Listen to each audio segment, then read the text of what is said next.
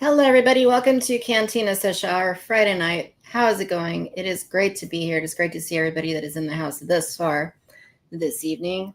Welcome to the show. Today is June the 27th, 2025. It is Friday. It is a little after 7:15 p.m., but we are here and we're ready to get started and have a good time this evening. So thank you. Before we begin, well, as you can see, this is Jurassic Social Hour this week, not Cantina Social Hour. So our focus obviously is going to be on all things Jurassic. And then a little housekeeping to let you guys know, after tonight, I am taking a month off from the show. We've been very consistent. This is the first break we've done this year. I think we've had a show every single week this year. So taking a little bit of a summer break, but we will be back at the very beginning of August. And that'll be moved to Wednesday nights for the time being. So Social Hour will be moved to Wednesday nights for a little while due to a variety of factors. And it should be at the same time, 6:30 p.m. Pacific on normal days, with the occasional Thursday or Friday show, of course. That being said, welcome if you're just joining us this evening. So we're a few minutes behind. But I think we are ready. So before we get started and before we introduce tonight's fabulous, fantastic, wonderful panel, let's see who is in the cantina thus far into the evening. Of course, we have our mixologist over at the soda fountain. Dodgson is with us. He says, well, Cantinians, this is it. The last social hour for a while. We all wish Victoria a well-needed break and hope to see her return now. Can we get this party started with a few drinks? Yes. For all your needs at the soda fountain, Dodgson will be glad to help you out, whatever it is that you need over there. Oh, we shouldn't use his name. All right. Let's see. We've got Wampa's Lair. Hello, Wampa's Lair. How are you doing? Good to see you. Thank you for coming in tonight. We got our friend Chad with us. Hello, Chad. How's it going? Hello there, my friends. Slide me a drink. These last 2 weeks have been a challenge. Sorry to hear that, Chad, but yeah, definitely we'll get you something from the soda fountain. Let's see. Dun, dun, dun, dun. We have Jurassic Dave with us. Hello, Dave. How is it going? Good to see you. We got our friend Better A Bob with us. What is up, Bob? Happy Friday to you. Thank you for being here with us. We got our pal Rick in the house. Hello, Rick. How are you doing? Good to see you, as always. Our friend Britt is with us. Hello, Britt. Good to see you. Thank you for coming in tonight on for Social Hour. Natron 1973. Happy Friday to you. We have Allison with us. Allison, good to see you. May your glasses never be empty and your heart's full. I like that. That's a good way to start things off. How Runner Base is with us. Hello. We got Jurassic Park podcast in the house. What up? We got our friend Mary with us. Hey, Mary, how's it going? I love the little apatosaurus on your. Is it a apatosaurus? Is it a brachiosaurus? Is it a brontosaurus? I don't even know. Or something else. No one, no name. I can't wait for those tonicas. Yes. This fall, right? When did Victoria get promoted from the cantina host to park ranger? A couple of years ago. I dabble. I do all kinds of things, right? You don't want to hear about half of them, but I'll tell you about the good parts. Our friend Nick is with us. Hello, Nick. How are you? You got Steven joining in on Facebook. Hello. JB Marshy is with us. How are things? So excited for Rebirth. I already have the best tickets at my theater for opening day. Awesome. Very happy for you. We got our friend Collect Jurassic with us. Looking for Greg in the crowd. Let's see. I've got another Nick. Is this a different Nick? I think it's a different Nick, maybe, possibly. Is that the real Collect Jurassic? The one channel on Insta you actually keep up with stories on? Yeah. I think that's the one, right? Is there another one? Are there more than one? I think that's the one. All right, I am ready to get this thing started. I am very, very, very excited for tonight's guests because I consider them to be absolute treasures and friends and just amazing people. So let's go ahead and bring them in. Let's go ahead and bring them in. From the Jurassic Park podcast, we have Brad Jost. Brad, how's it going? Hey, I had to check if I was muted. I don't think I am. I'm good, right? Okay. All I've good. done that before. Relatable. I literally did. I think you were frozen in the lobby. I did it in there, and I was like, "Of course I did." Love it. When you're live, anything can does happen, right? Of course. Yep. Absolutely. And then we have from Collect Jurassic, we've got Tim. Tim, how's it going? Hey, how's it going?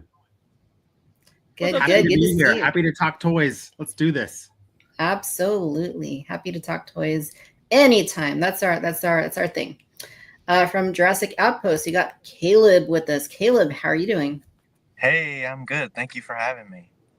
Thank you for being here. It's great to see you. Let's see. We got Jurassic Dave 93 with us. Dave, it's been a while. How are you doing? Hey, good. Happy Jurassic June, everybody. Yeah, doing pretty good here. It's finally cooled off where I'm at. Nice. Jurassic June, Jurassic Summer. Love it. Let's see. Yeah. We've got our friend Nick with us. Nick, how's it going? Hey! Good to be here with everyone. Great to be here with you. And then, of course, last but not least, the one and only Greg. Greg! Yeah. He's here. Oh my gosh. Nice hat. Nice hat, indeed. How's it going, Yeah, Greg? it is a good hat, isn't it, Brad? No, I'm out. I got my Spinosaurus hat. It's okay. Yeah, what's up with that? I'm trying to figure that out. We're going to get to the bottom of that, and we're going to send him the hat. There's nothing you can say or do. We're going to send him the hat. Oh, it'll be like a shameful. I'll do it. I'll put it on live on stream. Perfect. Right on. A couple other friends joining in. Lifted Lorax joining in. Alex joining in. Awesome. Cool. Well, you guys, we are in Jurassic June. It is Jurassic Summer. We have a brand new movie coming out next week. We have a bunch of new toys. And we're also 10 years out from the first Jurassic World. So just how are you feeling right now? Like what's going in through your heads? Like, Greg, you start us off. I'm sorry. Repeat the question. I'm sorry. With everything going on Jurassic related right now, like how are you feeling? Oh, God. Tim and I like to call it Jurassic Summer, and I can't be limited just to June. It just kind of like is all encompassing for the whole summer for me anyway. I couldn't be more excited. Ready to see the movie again. No spoilers, but yeah, super excited. Awesome. Nick, how are you feeling?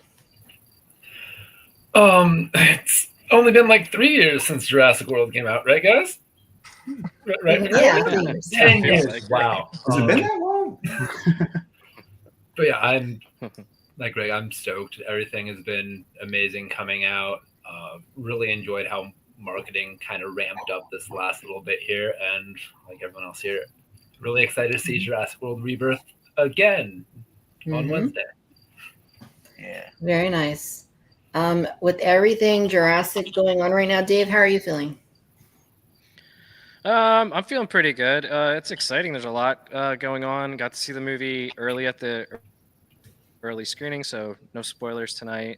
But yeah, it's hot and humid. It's feeling like Jurassic Park weather. It brings me back to when I was a kid. When it always felt like this in 93, 97. So yeah, exciting times. Right on, right on. Caleb, what about you? How are you feeling with everything going on in the Jurassic world, so to speak? 10 years since Jurassic World, and I feel old, but I almost feel like we're at this starting point again of a new thing. So I feel great. Jurassic summers are the best summers. So I like that. Very nice. Tim, what's going through your mind right now? Yeah, Jurassic summers are the best summers. When else can you get excited about M&M packaging? I mean, I never care about M&M packaging, but right now I'm like looking around. So, and then you got the Dr. Pepper. I mean, for me, the movie's just the cherry on top of everything else. I mean, truly it is.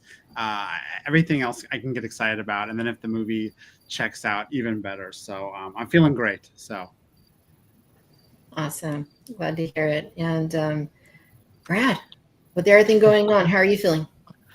Yeah, I feel like, as some of our friends here have said, I'm feeling old, tired. There's been so much to do and see, and yeah, I'm ready for like the aftermath of this movie, just to start that conversation, to see what's going on, and yeah, just see what everybody thinks, really, because I know what I think, so I want to hear what everybody else thinks. Awesome. Well, I think we all think you need a park ranger hat. I think we let's start there. One step at a time, all right?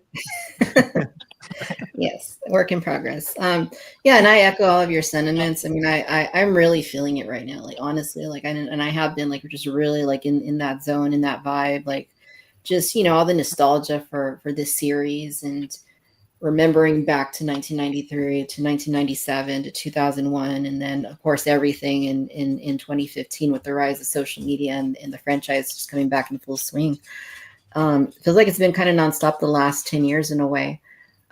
Speaking of those M&Ms, like I think it was you, Tim, that shared a picture of them, and I had them in my head. So I was at Target earlier in the week, and I saw the bags of them. I'm like, oh, well, I guess I got to get these, right? So I did. I got them home, and then I ate some, and then a little while later, I had like heartburn. I'm like, oh, it really has been 10 years since Jurassic World. that's good. But yeah, on that note, 10 years since Jurassic World. Like, Brad, I was listening to your podcast episode commemorating the 10 years, and I love, first of all, how you used the old intro to the show. That was Oh yeah, that was nostalgic in and of itself for me, honestly. But a really well put together episode of Jurassic Park podcast, just kind of taking a moment to look back and reminisce about what things were like in 2015 with this film coming back, the community and everything.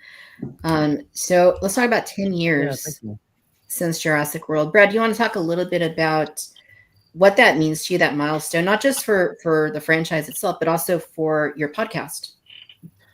Yeah, well, I mean, the fact that Jurassic World came out 10 years ago means that my podcast is now 10 years old as well, and for the most part, going weekly for 10 years. There's been like a few little hiatuses and things along the way, but yeah, that's why I'm feeling old and tired. But I think, like you said, the episode was really fun to put together, just to kind of get the gauge of like how nostalgic everybody's feeling, and it got me in that mind frame of like, man, like I can't believe it. I had like old like clips and stuff from behind the scenes, but also like interviews and things, and it just made me remember how special that time was back in 2015, how exciting it was, and especially comparing it to this cycle that we're in right now. It felt so like important and exciting back then.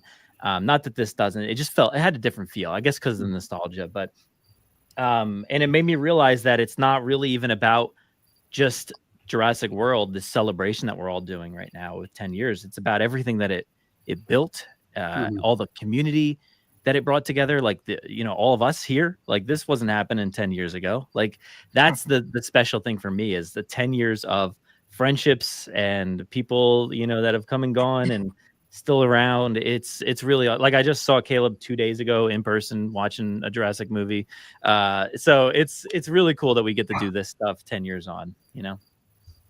Yeah, absolutely. It's hard to believe it's been 10 years, honestly. Like that time, I feel like for me at least has gone by like super quick. Like it's just crazy that a decade can pass like that quickly.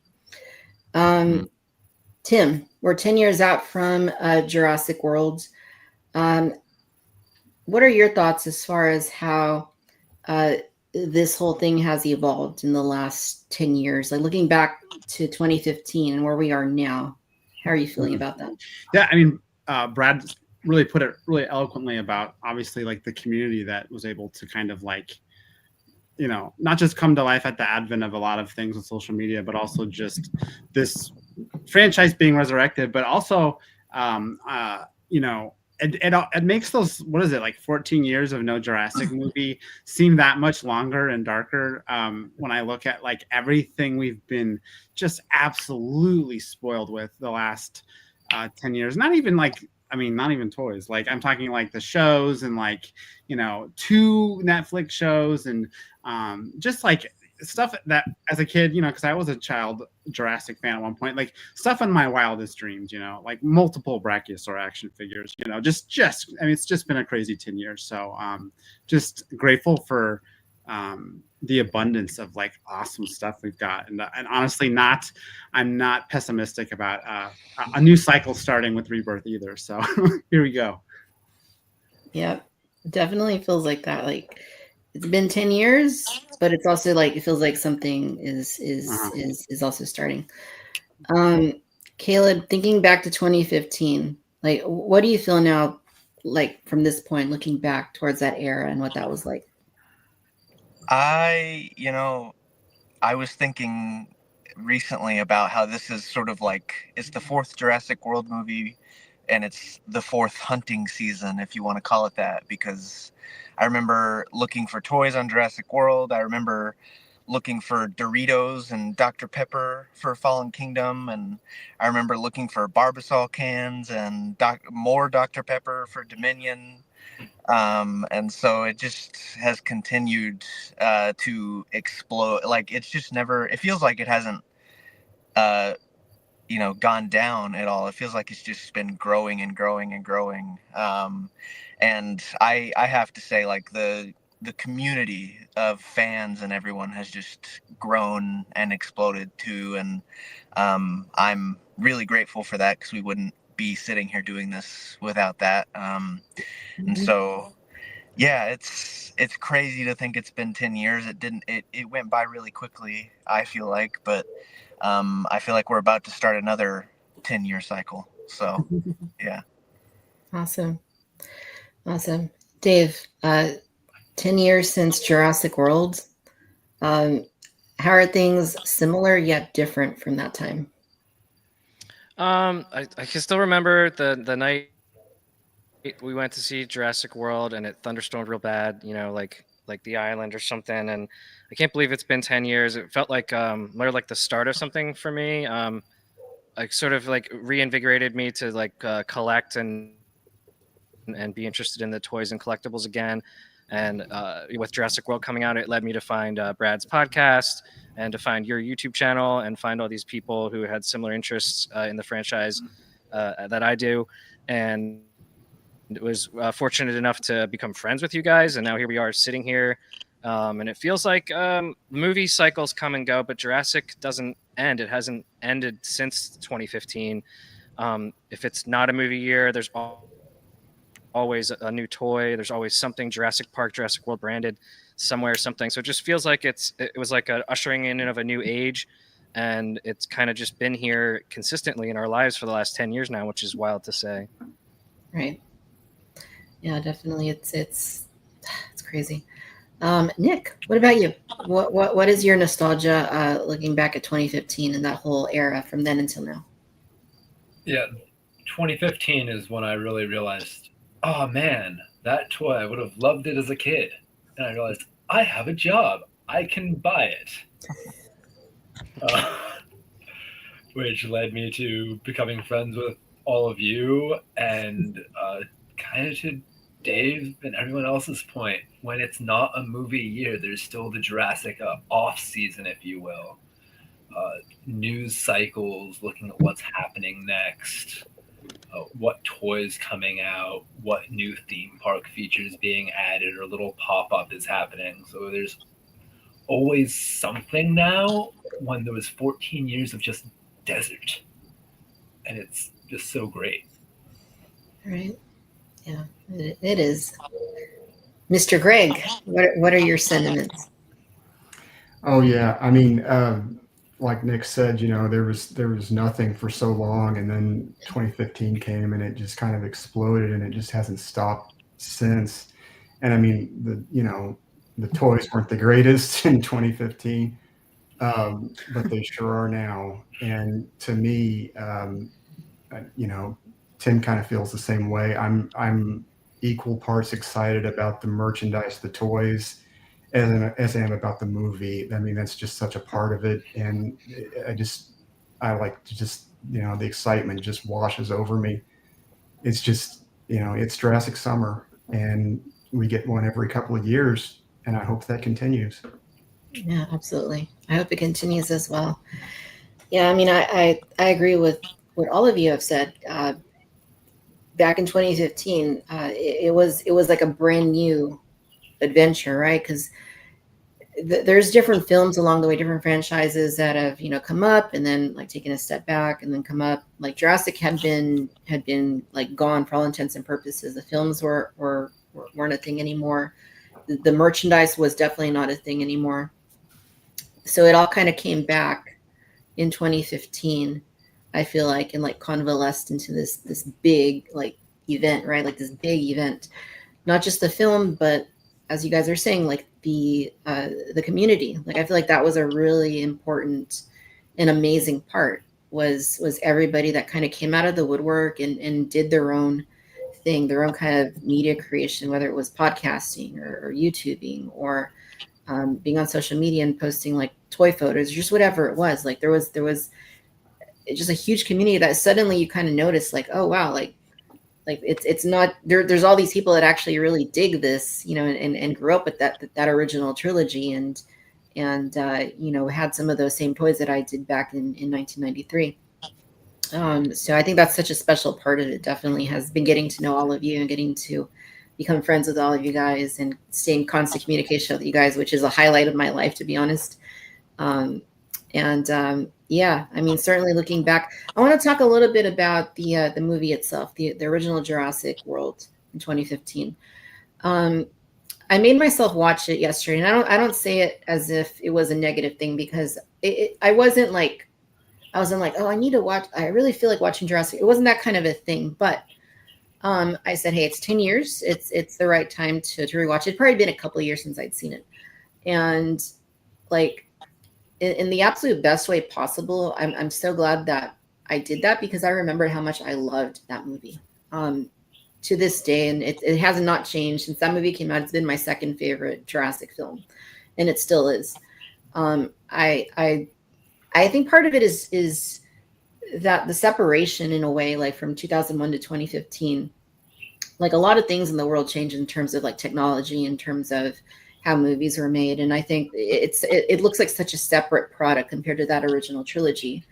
But for me, I feel like for the time that it came out, and given that big multi-year absence of a Jurassic film, like it just really worked for me. Like it's not a perfect film by any means, but like I just loved like the dinosaurs. I loved the characters. Just the story beats. Like finally getting to see this brand new park. Like finally after almost whatever it was at that point, 20 some years, like the park is finally open. Like to me, that's just such a great premise to be able to come in, and it's basically like just an open starting point. You could do anything at that point. You could make any kind of park. You could do anything with it. And then the way directions it could have gone, were there's several directions it could have gone. But I really still really enjoy and love that film. And the only thing I look back at is like, I wish the merchandise was a little bit better at the time because there was some interesting stuff. But yeah, I still got to say I love the film. Like unapologetically, I love that movie. Greg, what are your thoughts? I mean, I'm pretty close to the same on Jurassic World. I don't know if I would call it my second favorite, but it's just such a fun movie. You know, it's like because the park was open and it just had it. You know, it had the scares and everything, but it also was just like sort of a joyous tone to it. You know, and before everything kind of went to hell like it always does. But yeah, I mean, yeah, that's all I have.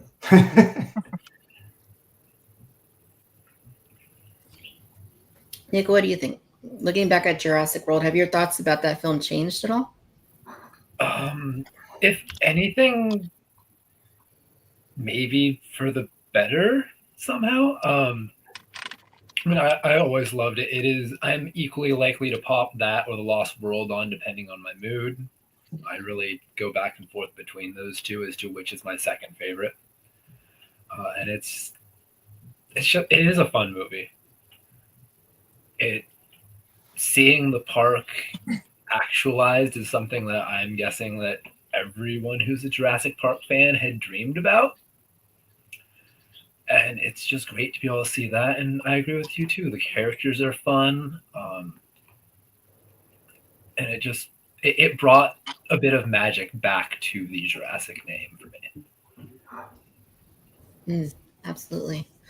Dave, what are your thoughts? Have your feelings towards the Jurassic World film changed in any way?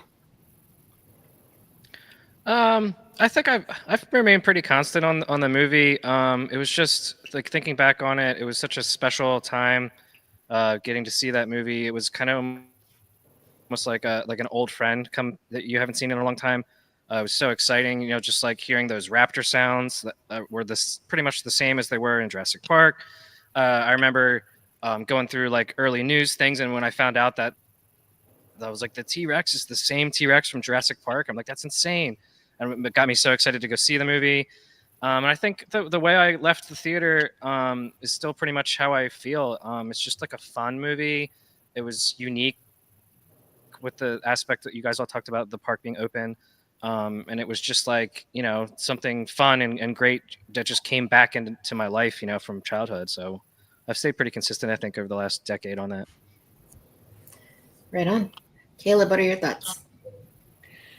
I think I definitely really liked Jurassic World the first time I saw it, but my love for it has only grown over the last 10 years.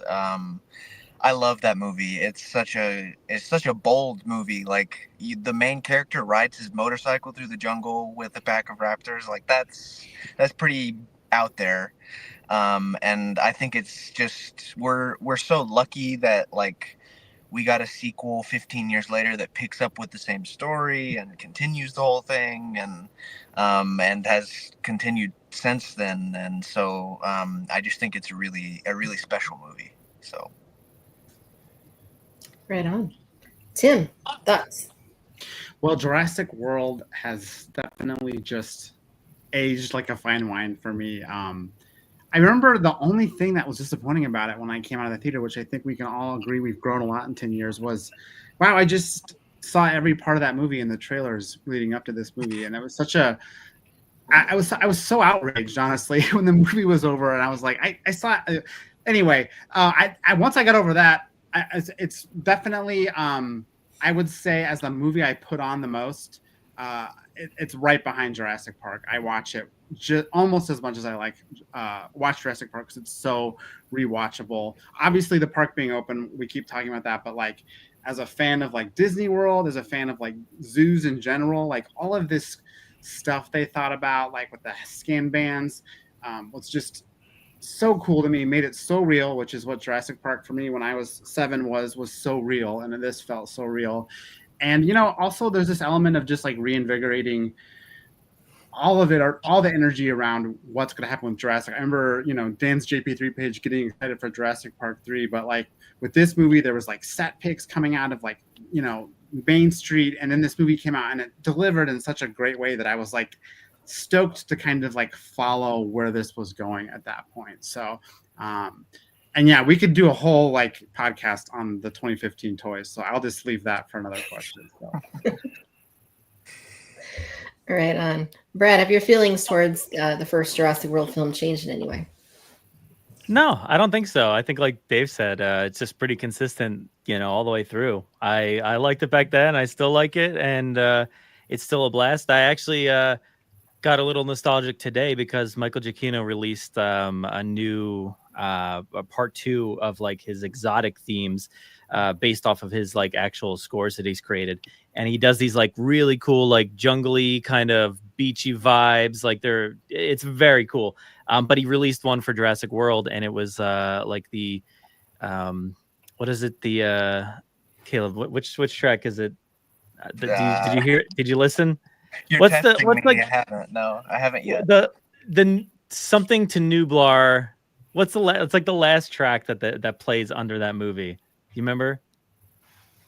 9 to Survival Job. 9 to Survival Job. That's it. Yeah. Nice. That's it. Nice. So yeah, I had it in my head, and then when I started talking, I lost it. But Caleb had to back me up. I'm glad. That's a great cue. Yeah, it's a great like nostalgic track, and even when I was driving, listening to it, my son was in the car, and he's like, "Dad, what is this song? It sounds sad," and I'm like, "Yeah, it kind of is like a sad moment. It's like again, it's the death of a dream, and like everybody barely, well, not everybody, but a lot of people barely survived, but it's such a great track. It sums up just such a great nostalgic feel for that movie, and I still love it. It's still so good."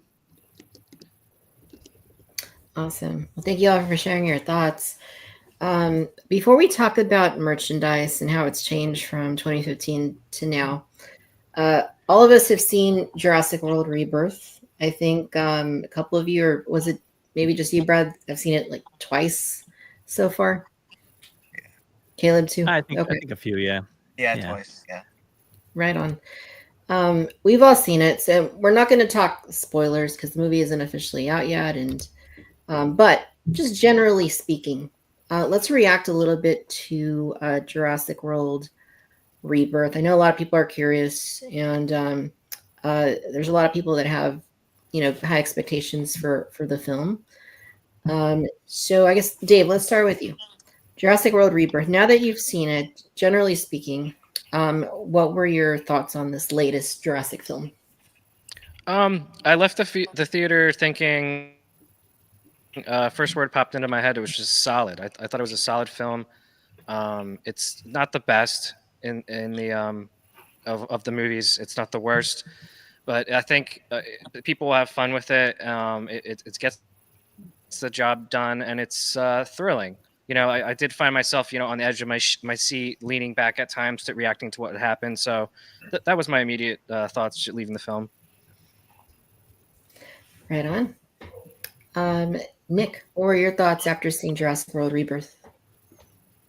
I was on the edge of my seat the whole time, and it took a little bit of time to sink in, but about 3 minutes into my drive home, I just kind of let out a whoop and was yelling in my car.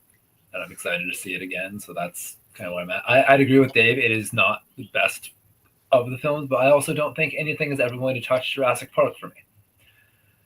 If something does, bravo to whoever directs and produces that. But I'm really excited to see it again. And I hope most other people are excited when they see it too. I'm excited to see it again for sure. Caleb, what were your general reactions to the movie? Round 2, I just had a great time with it. The first time it was so much to process, and I knew I needed to see it again. So like round 2, it was just exhilarating, honestly. There are so many wonderful moments in it, but there are so many terrifying moments in it as well. And I've had a great time with it so far. And I echo what everyone else is saying. And like, I just can't wait to see it again. So. Awesome. Greg, how did you feel coming out of Jurassic World Rebirth? I loved it. I'm kind of like Caleb. I think I know, in fact, that I'm going to like it even more the second time. I feel like when I saw it, I was kind of overwhelmed.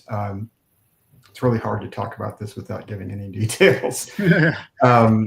But yeah, I mean, visually, I just thought it was great. and I like the direction that they're going in. And I can't wait to see it again, and probably a few more times after that. Nice. Tim, what were your feelings coming out of Jurassic World Rebirth?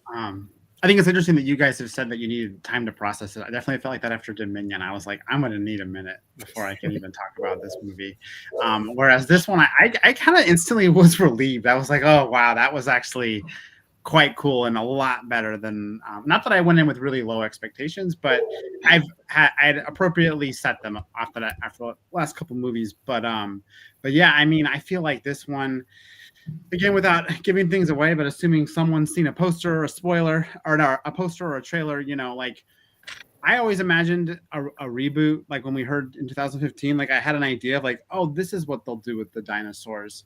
And this movie felt like that, where it was like, oh yeah, this is like how dinosaurs would be in like a Jurassic reboot. So, and the only other thing I'll say is from a toy standpoint, you know, sometimes you get the toys before the movie, and you're like, this is kind of cool. And then you go see the movie and it kind of makes the toy for you. And other times it doesn't. Like the Dominion Giga for me, I'm like, okay, I guess I still have this toy, but like, I'm not more excited about it because of the movie. But like, I feel like all of the Rebirth toys are just like that much cooler now that I've seen the movie. So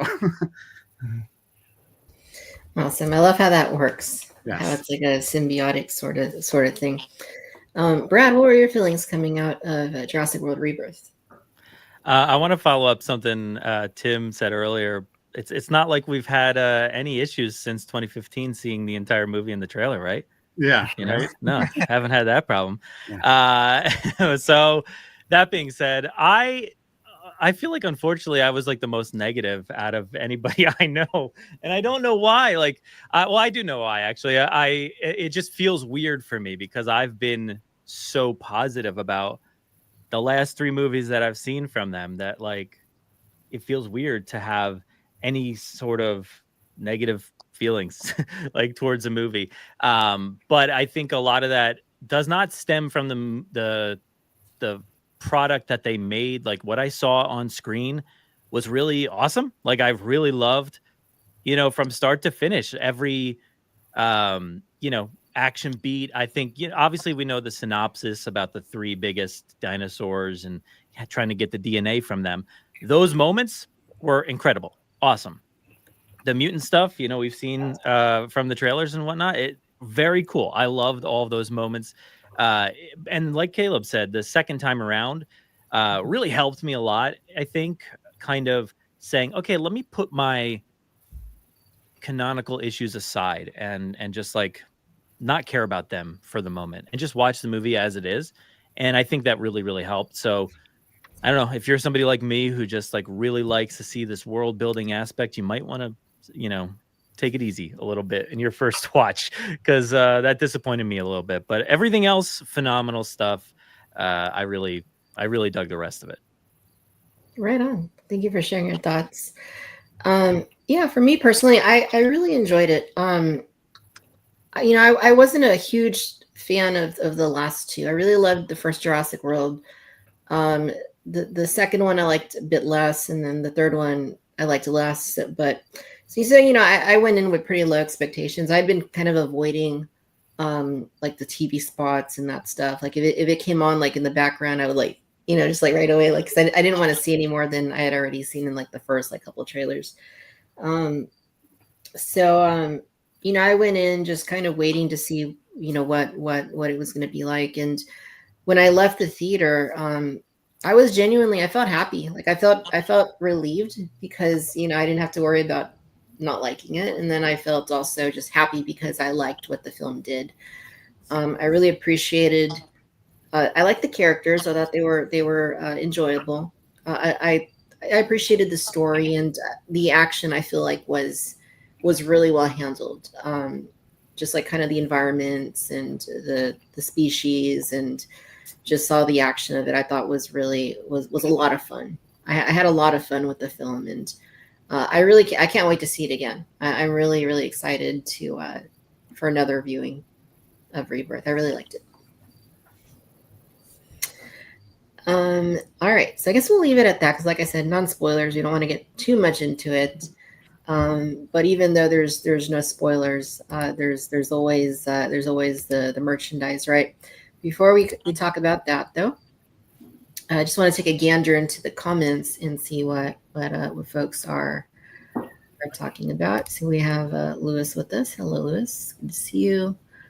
We got Muldoon with us. Saw Jurassic Park 14 times in '93 when Jurassic World came out. I was just as giddy. Love it. Let's see. Lifted Lorax says, I still remember when they took Jurassic World off YouTube movies a couple months ago. I would watch it every single day with my son. Wow. Very cool. Question for the group from Muldoon. Should I open my Hammond collection Spino or keep it in the box? I mean, I think this is going to be a unanimous open that. Let it loose. Open that up. Yeah. Open it. Let it out. But open. Open it up. So Dodgson says that he got an early glimpse as well at the film, that he enjoyed it as well. Not as much as other films. Let's see. Got Liminal Lemon. Hello. Thank you for joining. Who's also asking, do you think we will get a remake of Hammond Collection T-Rex? Hopefully. I mean, how many times have they remade something in like, especially T-Rexes, right, in this whole toy line since 2018? So I would say that's probably pretty promising.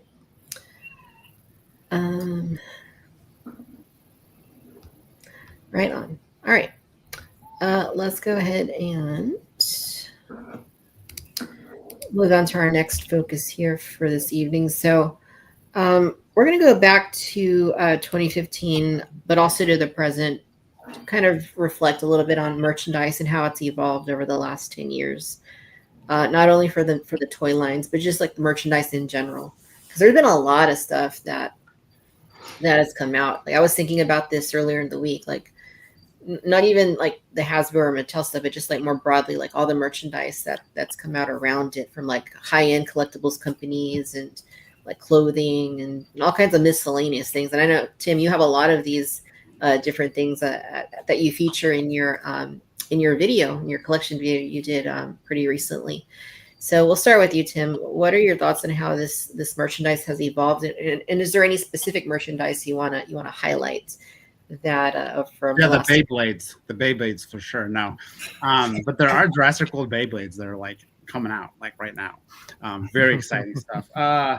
Wow. Like I said, I could probably talk about this forever, but 2015, I was already like collecting Jurassic. We had that weird like dinosaur line at Toys R Us that was exclusive. So as an adult, I have like compulsively collected Jurassic, but leading up to 2015, knowing the toys were going to hit, like I was, I took what I could get. And at the time I thought they were just fine. I think deep down I knew that I was disappointed, but I stuck with it, and I probably would have kept collecting had it stayed with Hasbro.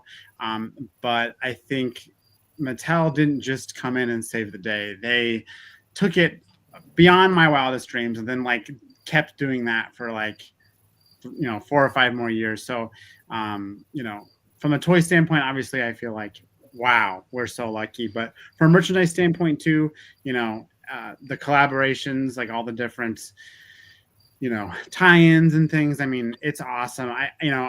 It's overwhelming as a collector, but I do feel like this time around with Rebirth, possibly for logistical reasons, I'm not as overwhelmed by all the random stuff, and it feels like a good balance. So that's kind of where I'm sitting this year with Jurassic collecting. Awesome. And do you have a favorite toy from the last, or any other collectible actually from the last 10 years you want to mention? I'll probably just have to say the Legacy Collection Brachiosaurus, the first one. Nothing will ever top that hitting target for me.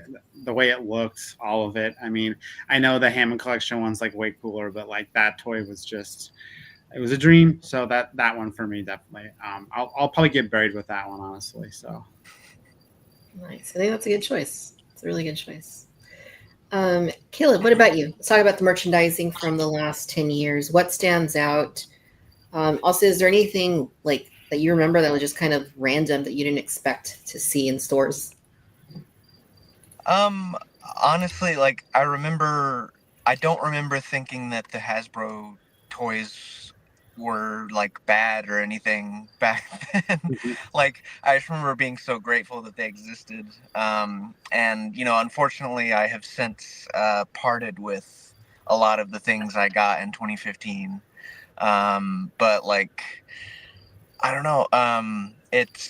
I'm happy that we are where we are because Mattel just granted all of our dreams, honestly. And there's been so many great things, and just being fortunate enough to work on Beyond the Gates and showcase some of those sets as well was great. And honestly, like it's a sort of a recent thing, but I have to say that like the Hammond Collection Carnotaurus is probably my favorite. I love that thing so much, and I have 3 of them. So yeah, I'm just happy that the toys have, we've had breaks in between the films, we've had breaks in between the merchandising, but like the toys have seemingly just been nonstop, and that's a great thing. So Absolutely. Yeah, I agree. And I've said it, I'll say it again. Like, I give Mattel all the credit in the world for taking a toy line that was kind of, pretty much non-existent, at least, especially before Jurassic World, and making it into this evergreen thing that's ever present on toy shelves, and without like raising prices all that much. Like, lots of respect to them for being able to do that. Greg, what about yourself? 2015 to now, what merchandise stands out to you, and what is your favorite item? I don't know. I think 2015 toys were the best. What stands out? Well, I mean, obviously, they've gotten better and better, especially when Mattel took over. It was just, I never thought that this would happen. I like to say this. All of the toys, I'm not sure at what point that we surpassed everything we had from Kenner, but it was pretty fast once Mattel took over. It was just like so much product. But as far as like a favorite, that is a really tough question. I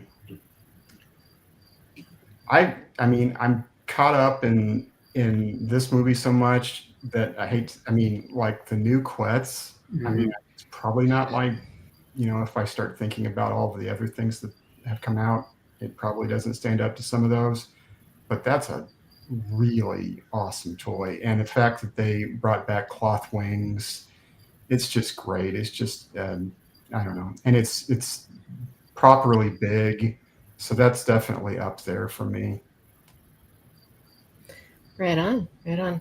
And similarly, our friends in the chat, let us know if you have a favorite item from the last 10 years, and we'll read through them in a little bit.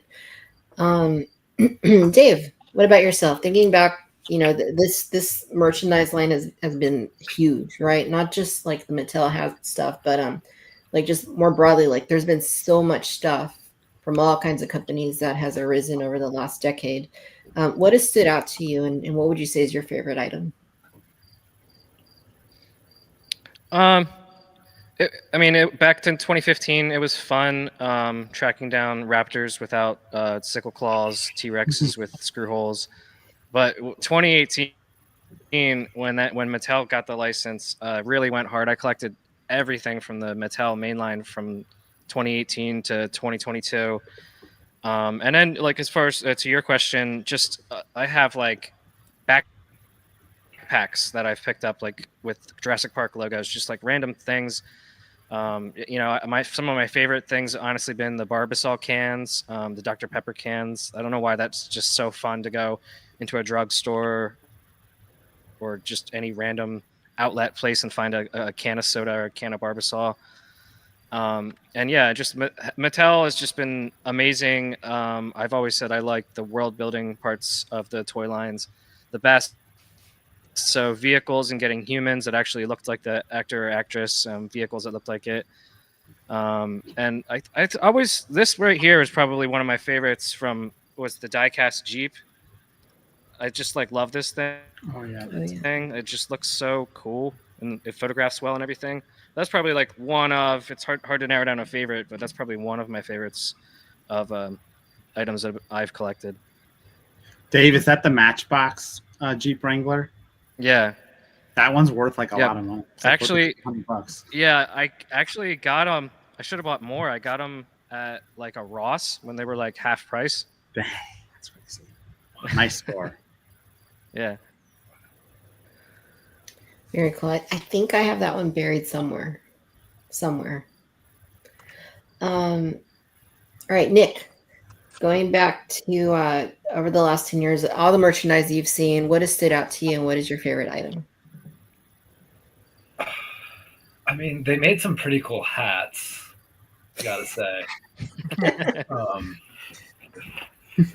But no, there's so much. I can literally walk out of my house dressed head to toe in Jurassic items, all layers, and I think I can do that more than once. So it's absolutely insane. Barbasol cans, cups, gummies, just everything you can imagine. And I am the worst. You let us know previously that you're going to ask us this question, and I have changed my answer probably 50 times since then. I'm going to go ultra specific and say that as soon as Legacy Collection was introduced, I said, I want a Raptor release set. And I got my Raptor release cage. Little set pieces like that are huge for me and how I like to display things. So I absolutely love that Raptor release cage. That Legacy set. That's a good one. Nice. That's a solid one. Yeah, it is. The world building, right? I mean, that's what this smaller scale is all about, being able to recreate the whole world with vehicles and play sets and set pieces like that. So very well said. Brad, what about you? So all this merchandise you've seen over the last 10 years from various companies, what has stood out to you and do you have a favorite item? All right, what has stood out to me? I would say back in like the 2015 days, there were a few items that I was like really intent on wanting, and that was like the Raptor that looked kind of like the Ford Explorer, right? There was that one, which at one point just would not stop yelling in my on my shelf. It just constantly was screaming. And also back then, I guess honestly, it was this one here that they re-released basically. That version that they made back in 2015 was so cool. The Indominus with the red on it. I wanted it. I never got around to getting it. I saw it on the shelf one day and I was like, I'll get it next time.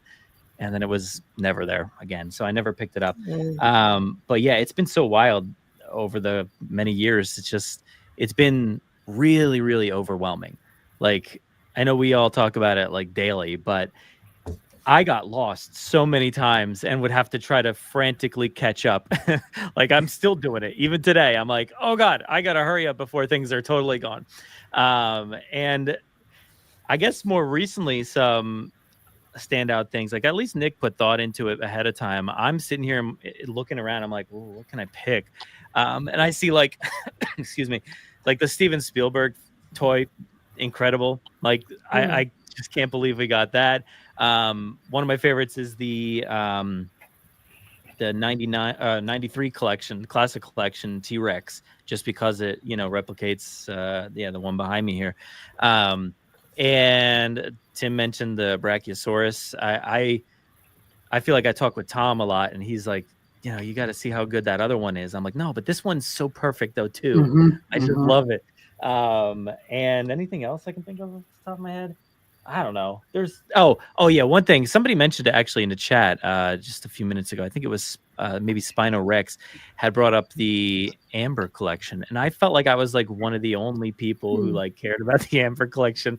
I still love it. I love those bigger figures. Yeah, sure, they don't all look like flawless or like the faces and stuff like that, but I love I love having them. I still got them on my shelf. I'm sure most of you have packed them away at this point, but like I still love having them up there. They're awesome. Yeah. Right on. Yeah, I think that was a fun segment for sure. I think it was I think it had a lot of potential. I think it could have gone on a lot longer, but I think it was kind of plagued with just like weird stuff with the, like, what was it, like supposed 2 to make action like big figures? figures? Yeah. I mean, I think it had potential for more, but I just think there were a lot of little weird distribution things with it, like, you know, one figure like every 6 months, or, you know, it was just kind of a weird thing. I don't think it really had enough momentum behind it to make it like a long-term thing. But yeah, there's been a lot of stuff. You know what I was thinking about earlier? Because I bought all these. You guys remember like the slap bands that came out in 2015, like different color slap bands? I still have a few. Yeah, they're behind me somewhere. Yeah.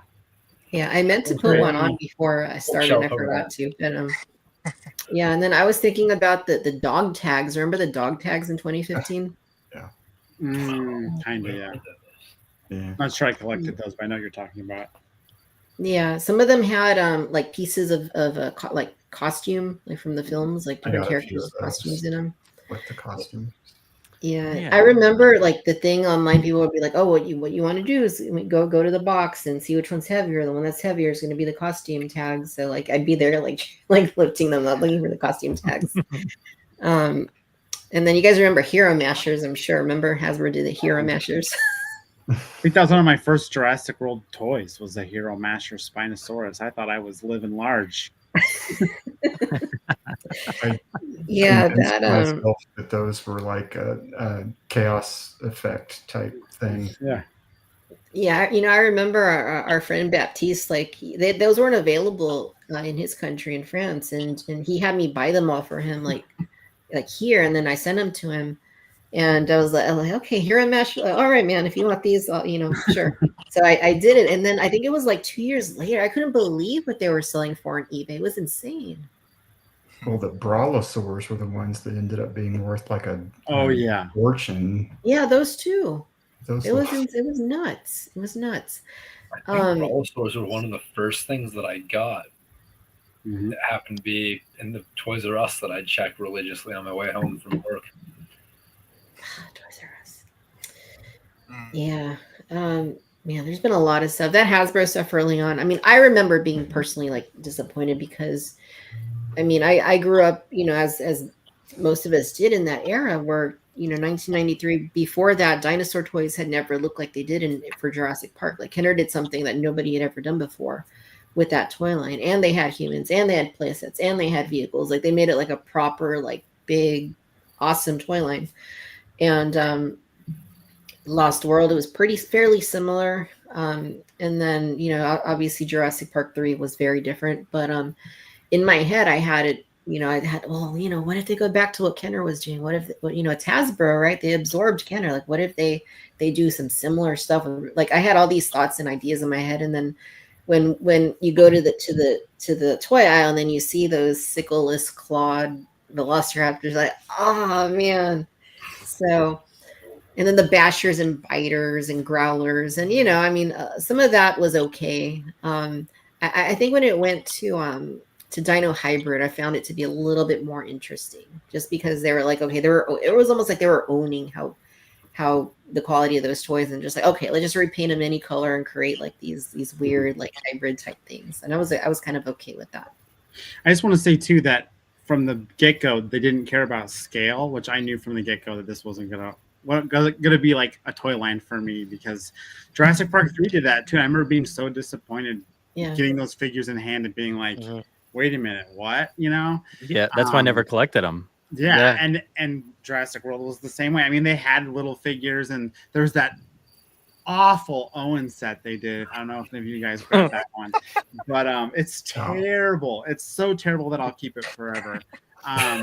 Is it this one? Good, Brad. Yes, that. Yeah. But I have the Nedry hat on it. Apologies. That's my custom. This is the one I bought. This is how it came in the store.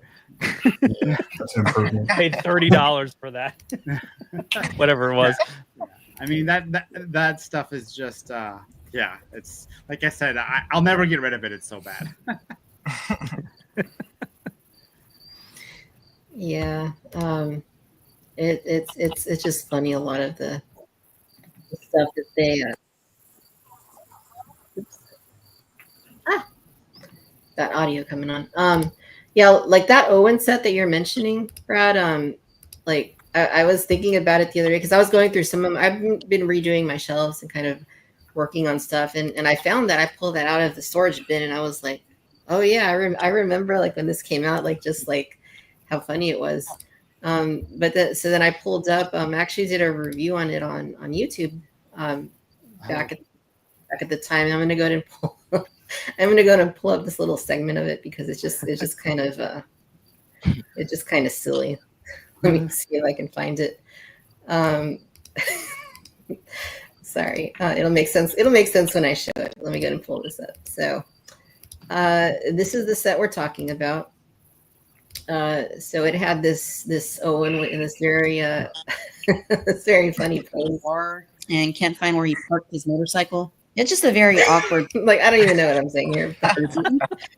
Let's not even say accurate colors. Let's just say different colors. More of a hybrid sort of paint scheme. Something a little more metallic, a little more vibrant. I think it would have been a better toy, and I think more people would welcome it dancing or something.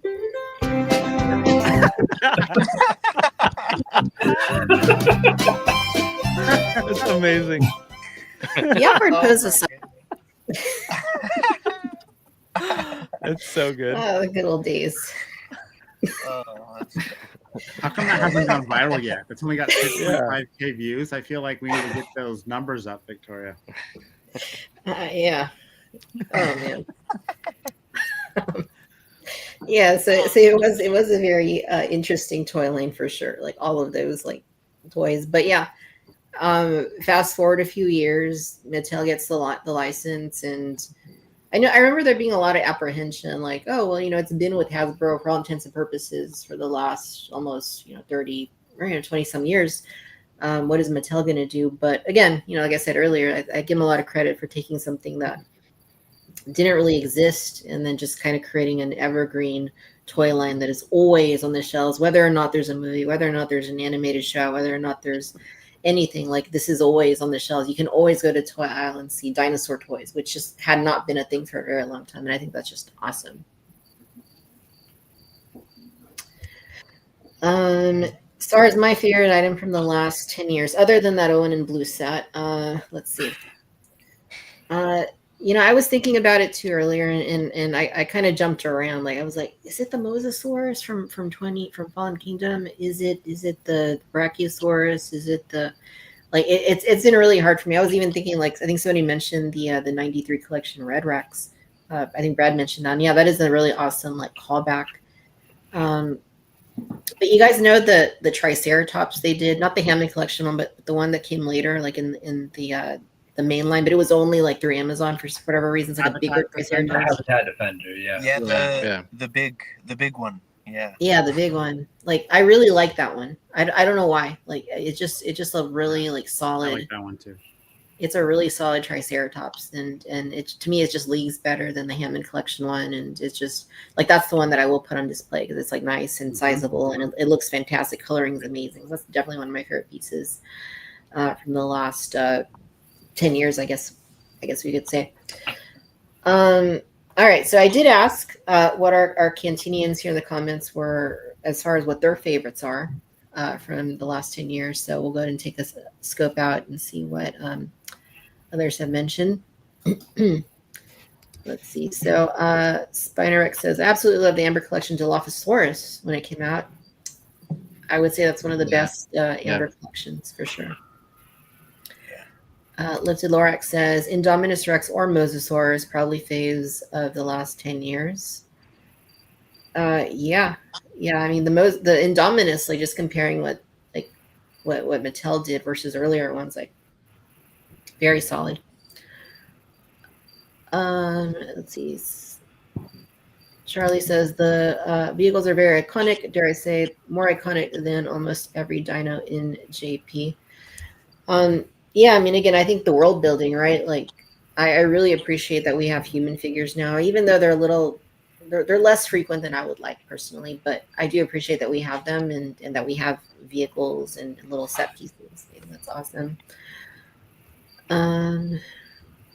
Dodson says, I would say my favorite of the last 10 years has to be between the Hammond Collection Carnotaurus and Spinosaurus. Honorable mention to the Legacy Raptor Containment Pack workers with the Raptor cage. Perfect. Very nice.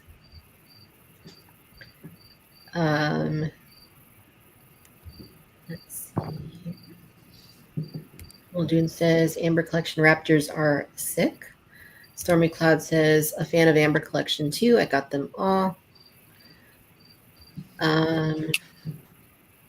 Slap Bands 87. I don't know what the 87 is, but Slap Bands, yes. The Slap Bands, they're kind of like because Disney does like the Magic Bands, but I think like the Jurassic ones preceded them, right? If I remember correctly.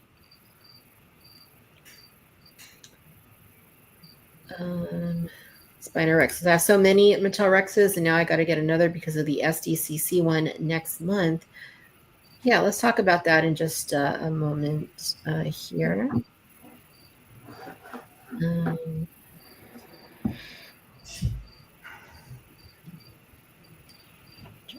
Janelyn says Dreadnoughtus was an awesome figure. Yep. Yeah, the sauropods. I just got to throw that out real quick. Like nobody like has done sauropods like on this level like Mattel has. Like Apatosaurus, Brachiosaurus. The two versions of there's three versions of Brachiosaurus, right? Because they repainted it once for Amazon, and then the Hammond one, of course, and then the Diplodocus, Dreadnoughtus, Mamenchosaurus, and now the Titanosaurus. Like, I mean, that's just like wild that those even exist. Like, honestly, just wild that those are a thing. Had to clear out so much space for those, like length and height wise. Yeah, so. Yeah, they are big. And she's asking, is the Dreadnoughtus the largest figure they've ever made? I don't know. What's big? Is the Dreadnoughtus bigger or is the Titanosaurus bigger? I'm not sure. I think the Dreadnoughtus is officially the biggest. Yeah. Still reigning champ. Right on. Yeah, they're awesome. I only have the Titanosaurus on display because there's just no way I'll be able to put them all out. Let's talk about the exclusive SDCC set for just a minute. Ooh. I'm gonna go ahead and steal these images from your Instagram, Tim. So I'm gonna pull these up, and we'll poach those images. So this was in the news earlier this week. That, of course, there has been a pretty consistent Jurassic exclusive at Comic-Con for the last several years now. And this one, I kind of been seeing like a range of reactions to it. But this one here is the latest one. So this is the, I guess we'll call it, I don't know, what's the official name of it? Is it like, is it just like San Diego something, or I don't remember if there's like something on the box, or if it's just, well, the box is like the San Diego Convention Center, which I thought was pretty fun. And then the items itself, like it's kind of meant to, it seems like it's meant to celebrate, all the people that take the time to go to the convention and dress up. Some folks, of course, dress up as this T-Rex inflatable costume that has kind of really taken off over the last decade or so. So there's 2 interchangeable face plates for the T-Rex costume. And then, of course, you get the really large T-Rex. You get a little backpack. You also get a miniature like box, like play set of this set, which is a little bit meta. But and then what are the red things that are in there? What is that little red stack? I think it's just meant to be like a stack of like, swag or something that they had, or something. That's how I take it anyway. Okay. Like posters and stuff. Yeah, that would seem right. But I guess and then the banner, when fans rule the earth, is in here too. But I guess the big draw, the big thing in here, of course, is the bull T-Rex, which of course this pays homage to the Lost World Jurassic Park, which took place partly in San Diego, and so I think that's what this particular exclusive is meant to kind of play into. What do we think of this set? I mean, is this something that makes sense for an exclusive? Is it a good decision to put a bull T-Rex in a set like this? Dave, what are your thoughts? I think it's fun. I think it falls into the spirit of previous, like the Jimmy Buffett one, the Steven Spielberg. It's kind of like meta. They're having fun with the whole San Diego connection. And yeah, I mean, I think that's kind of what these exclusives should be. It's something different, something weird. It is just really, I guess, from what I can tell, a repaint of the original Hammond Collection T-Rex. So, I mean, it kind of checks all the boxes. What I think an exclusive should be. I mean, I'm just going to get it just for the T-Rex. I don't know what I would do with the rest of it, but it's cute. So those are my thoughts.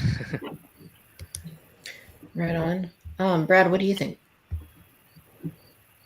Yeah, I think if you're going to do like a Comic-Con exclusive theme to Comic-Con, it has to be the Bull T-Rex. So I'm fine with it. Like, I really don't have any issue.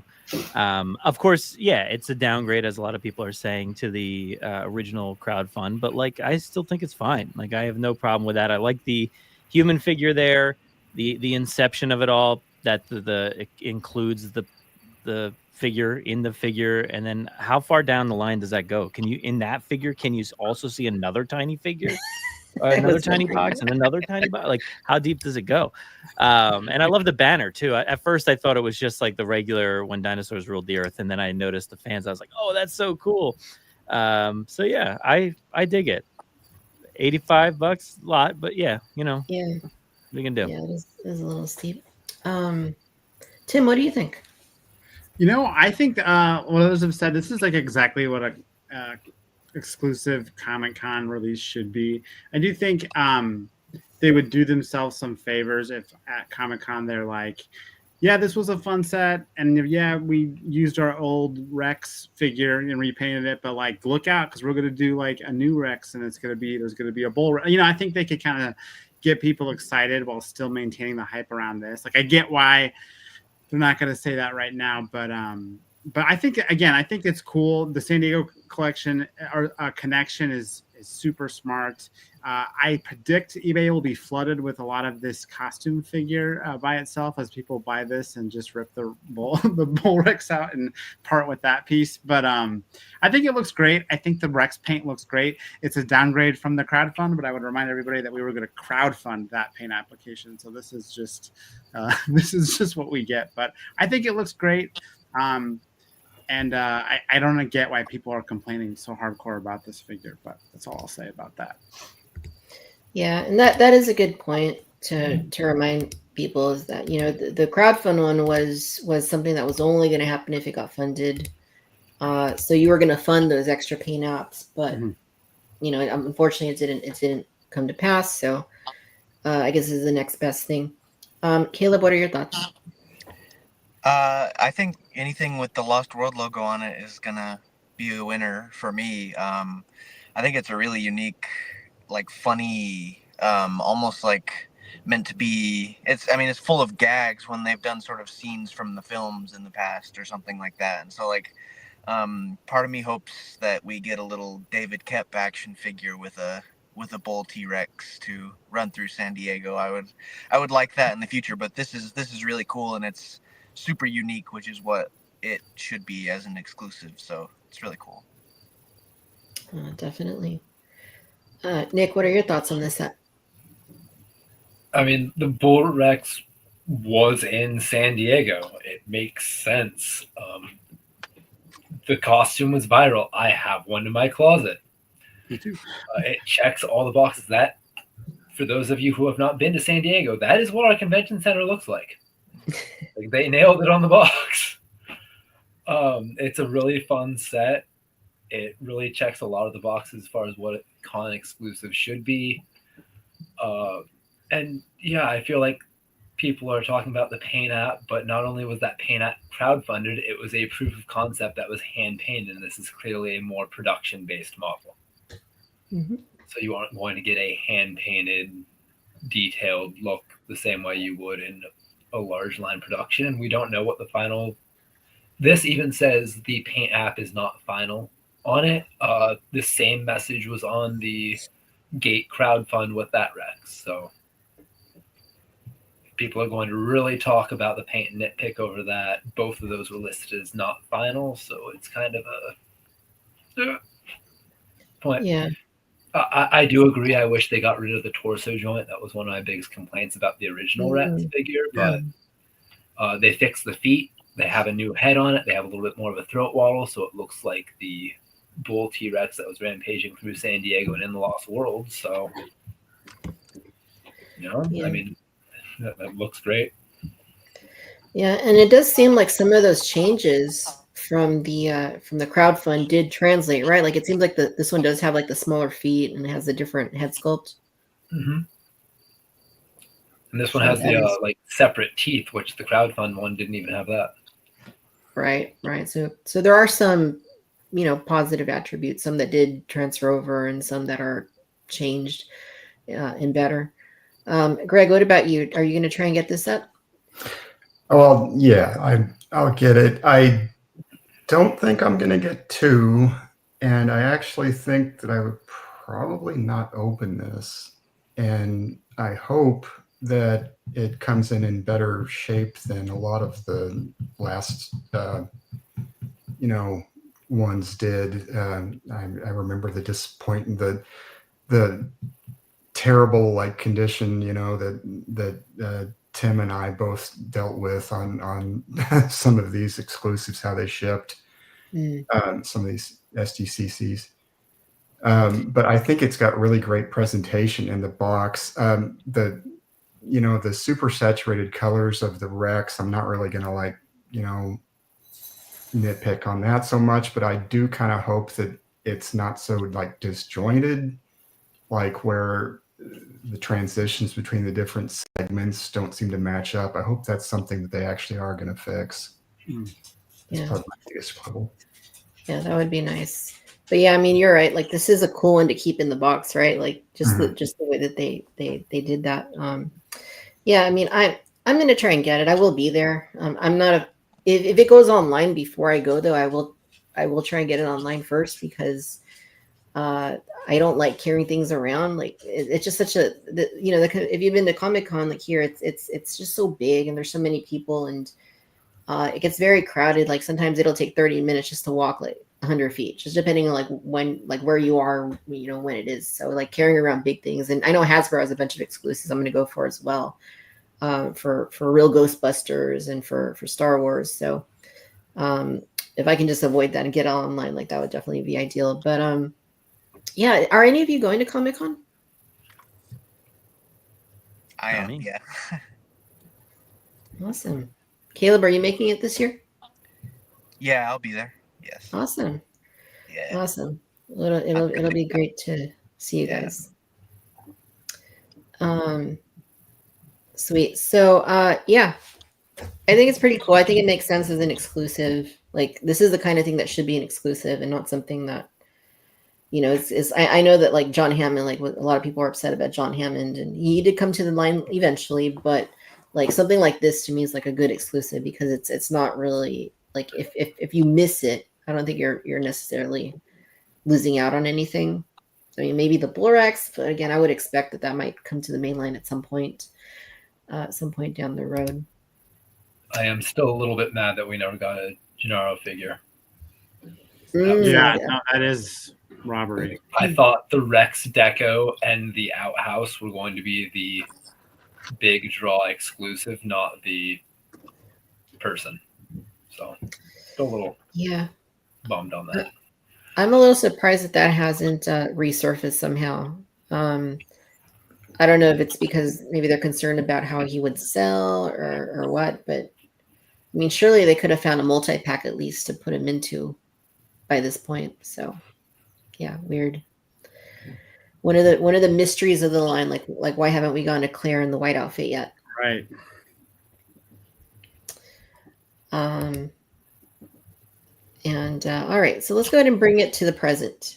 All right, Jurassic World Rebirth toy line from Mattel. Now, every time there's a film over the last few years, like they do a big push with a big wave, like one of merchandise. So there's been a lot. I know I've covered it here on this show before, that they've kicked things off with different assortments, different things, and we can briefly just kind of touch on these different assortments. So I'm going to jump over to Tim's website, over to Collect Jurassic. We'll take a look at a few of these.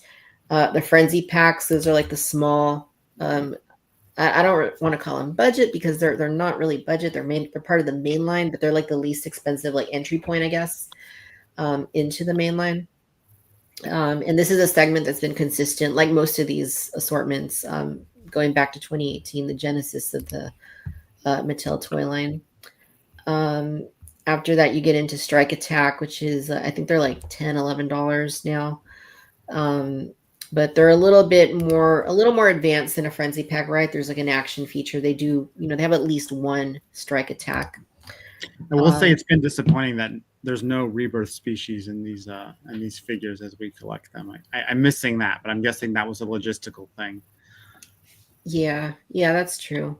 And I would agree. I assume that they kind of had to reshuffle a few things when Rebirth became a thing. So hopefully we do at some point.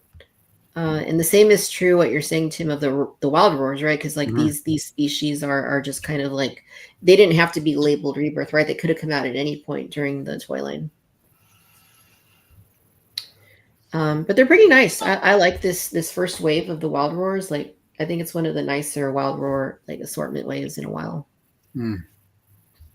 Especially that Utah Raptor. When was the last time we got a Utah Raptor? It was probably the Kenner line, right? Utah Raptor is great. I think it's beautiful. It is a really nice one. And then Maiasaura, that's like a species debut for the Mattel line.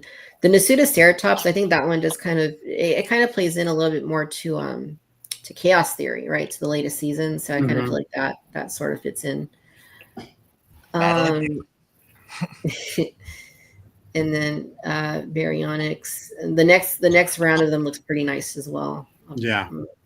The colors, I'm excited for this Ankylosaurus. I mean, I know that we've had a ton, but it's got cool colors on it. So it does. All of these do. I mean, this Abeliasaurus, that's pretty cool.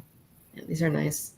And then you get into the larger ones, right? The gigantic thrashers. Like this first wave, I had them, and then I decided to return them back to the store because I just, I was at first I was like, oh, Rebirth, and I still feel like that. Like I want to buy most of these toys, but like these two, they didn't really like do a whole lot for me personally. So I went ahead and passed on these. But these are like a step up from the Wild Roars, right? They're like the $25 or so price point. The Purosaurus looks cool though. Awesome. I will pick that one up for sure. That is cool. Colors are neat on that one too. And then story packs, right? Like this is where we get our human action figures, which, as we've mentioned, these are a very important part of like any toy line. So these are not, other than the Spino set, like that one with, who's in the set? It has Zora and Loomis. Henry. Yeah, it's a little bigger. Yeah, Loomis. I did pick that one up. That one is available now at Target at least.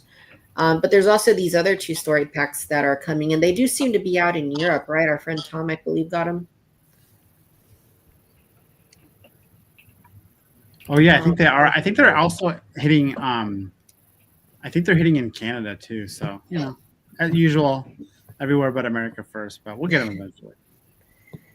Yeah, I think so too. I mean, I'd like them to be timed like in store, like for the movie. Right. I think that'd be ideal. But as long as we get them, I do like the designs of like the colors on the pack-ins there, like the Velociraptor, and then the Pteranodon looks really neat too. Need that raptor. It's so cool. What a cool design. Yeah, the raptor is really cool.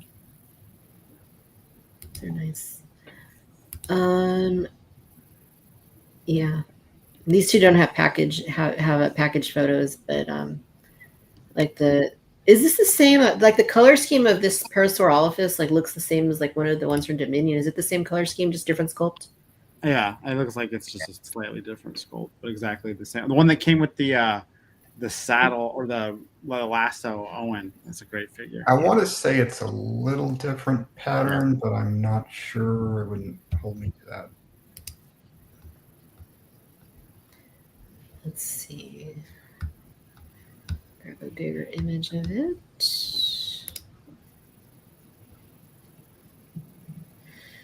Yeah. I think it might be a little different.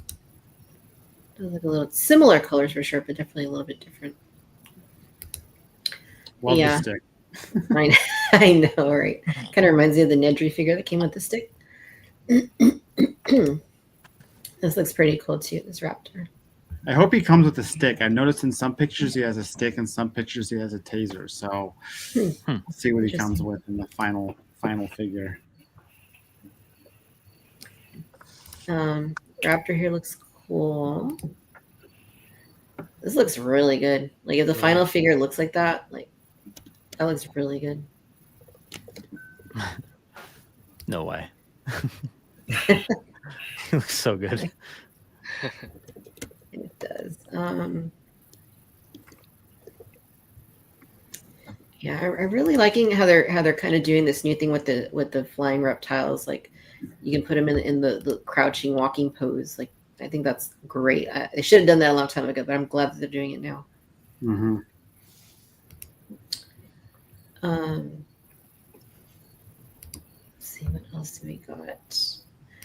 So there's scan codes here early. I wonder if can you already scan these into the app? I think so, actually, which is funny. Oh wow. Yeah, these look. Yeah, that raptor looks really cool. Mm-hmm. Did I come up with the? I'm not going to mention any of the names I have. The nicknames after the raptor. Why not? Did I give this one a name? I'm trying to remember. I think You did? Yeah, I think you got so. some new name. I may have. I don't don't remember want to put out what my memory of it might be. So Yeah, exactly. Yeah, so I think I probably let a few of them slip over the years. So I'm sure I'm sure people know what some of these might be. But anyway. Oh, now I remember what it is now. Is it bad? Yeah. Just like the others. Oh man. Okay. We won't mention that. We won't mention that. You can remind me in group chat. But vehicles. We have the launch and battle vehicle set. I want that. Yep, I found it. Yep, it's bad. Yeah. It's actually probably worse than the others. My guess was right. The worst Oh, of the boy. worst were left here. Yeah, this looks cool. I really want to get this whenever this comes out. Like, yeah. Tim, is that the same raptor that comes in the other story pack? It looks like it. I'm sure it's probably got some, very slight difference, but I'm so excited to get this raptor. It's probably on my most wanted list right now. So, Yeah, me too. I really like that raptor design. It is nice. And the truck looks cool too. yeah, the truck looks awesome. As someone who has the RC, I feel like this looks way cooler than that. So I'm pretty excited about this truck. Yeah, I picked up the RC one. What's the difference? Is it that it has just a big claw in the front? Yeah, it's like kind of big too, but I mean, I like it. It's just this is a little more compact. So Yeah, that's good because maybe it'll fit on my. I got a kick out of it though because I built the Lego version of this vehicle the other day, and you got to put stickers on it for every single piece. But the piece on the hood has the Jurassic logo on it, and it's not a sticker, so you have to put the Jurassic logo on the hood of this vehicle, which isn't even in the movie. It's just funny that they don't even let you not put the sticker on. They make you put the Jurassic logo on this vehicle. So it's kind of funny that Lego does that. Yeah, that is interesting. I just saw the message. Oh, man. I kind of wanted to see if you would break on stream. I'm sorry. Oh man. That's bad. Anyway, what else? What else do we got here? Yep, that's what I thought it was. Everybody's gonna be asking now, like, what is the name? What is the name? So this is the Distortus Rex place. That's like a little smaller, right?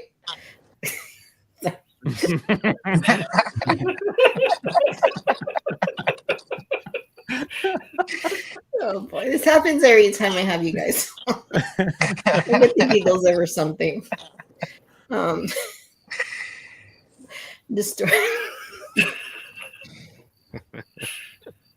Oh, I can't even talk. So this is part of what Hey, we were all talking about, though. This is what the last 10 years have been for us. We didn't have this before. Yeah. Exactly. So it has a boat, right? That's cool. So this, who was it that posted pictures of this recently? I think somebody sent pictures, and this is Distortus Rex. Bap did, yeah. That's Bap. Okay. So jealous. Yeah, I think so- this looks fantastic. Yeah, it's scaled down a little bit, like the Spinosat story pack, but this one has the boat. It's got the two figures, and it's got Dolores in it, which is great. Is this the only way to get Dolores, or is there another like way to As get of her? right now. Oh man.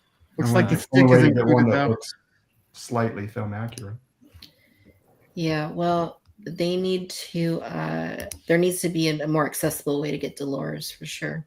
Well, you can get a plush. I like that one of the missiles is a life preserver. I had someone shoot a life preserver at you. That is pretty funny. That is pretty funny. Here's the stick. We get the Yeah. stick again. Another stick. The boat looks pretty nice. My brother has a boat and kind of looks like his boat a little bit. I'm gonna have to show it to him. He's coming to visit next week. Yeah, and the figures look nice. The backpack looks fun. So I think these kinds of sets, like this one and the Spino set, like to me, they kind of make sense for like a gift, right? Like the kind of little gift set for like niece or nephew for birthday or something. Yeah. Kind of get a little bit of a set of different things, an instant little play set. There's a little life preserver missile right there. It's fun. Yeah, it's a neat little set. I like that. I really hope we get that in the US. Lab Lockdown Tyrannosaurus Rex. Does anyone have any thoughts as to why it's called Lab Lockdown Tyrannosaurus Rex? No clue. Sounds cool. Sounds fun. Does Yeah. sound- Alliteration. I like to think they have some sort of dartboard at a Mattel corporate that they have like combinations two- like Two words and combine them. Bill, you were born in January and your favorite color is green, so we're gonna call this one the growl and grab and the raptor. Okay, got it. All right. Yeah. It's nice. I hear crickets somewhere, and I love that because it kind of fits the vibe. Actually, I think that might be mine. I have them here too, so you got a lot of options. I don't know if I'm actually hearing it. The more the merrier. So Lab Lockdown to T-Rex. We also have some bigger dinos like the Quetzalcoatlus aerial ambush. You guys were talking about this earlier. And this one does have the foldable wings. This toy's Yeah, it's great. I have it on the shelf, but does anyone else have like issues with the wings wanting to pop open on their own? the first one I had did that really bad, but I got a different one that's much better. So your mileage may vary. Okay, maybe I need to grab another one. But yeah, it's definitely a cool piece, and it's very different from the last Quetzalcoatlus that they've done, because they've done a few at this point, and they've each been a little different. But this one's like definitely different.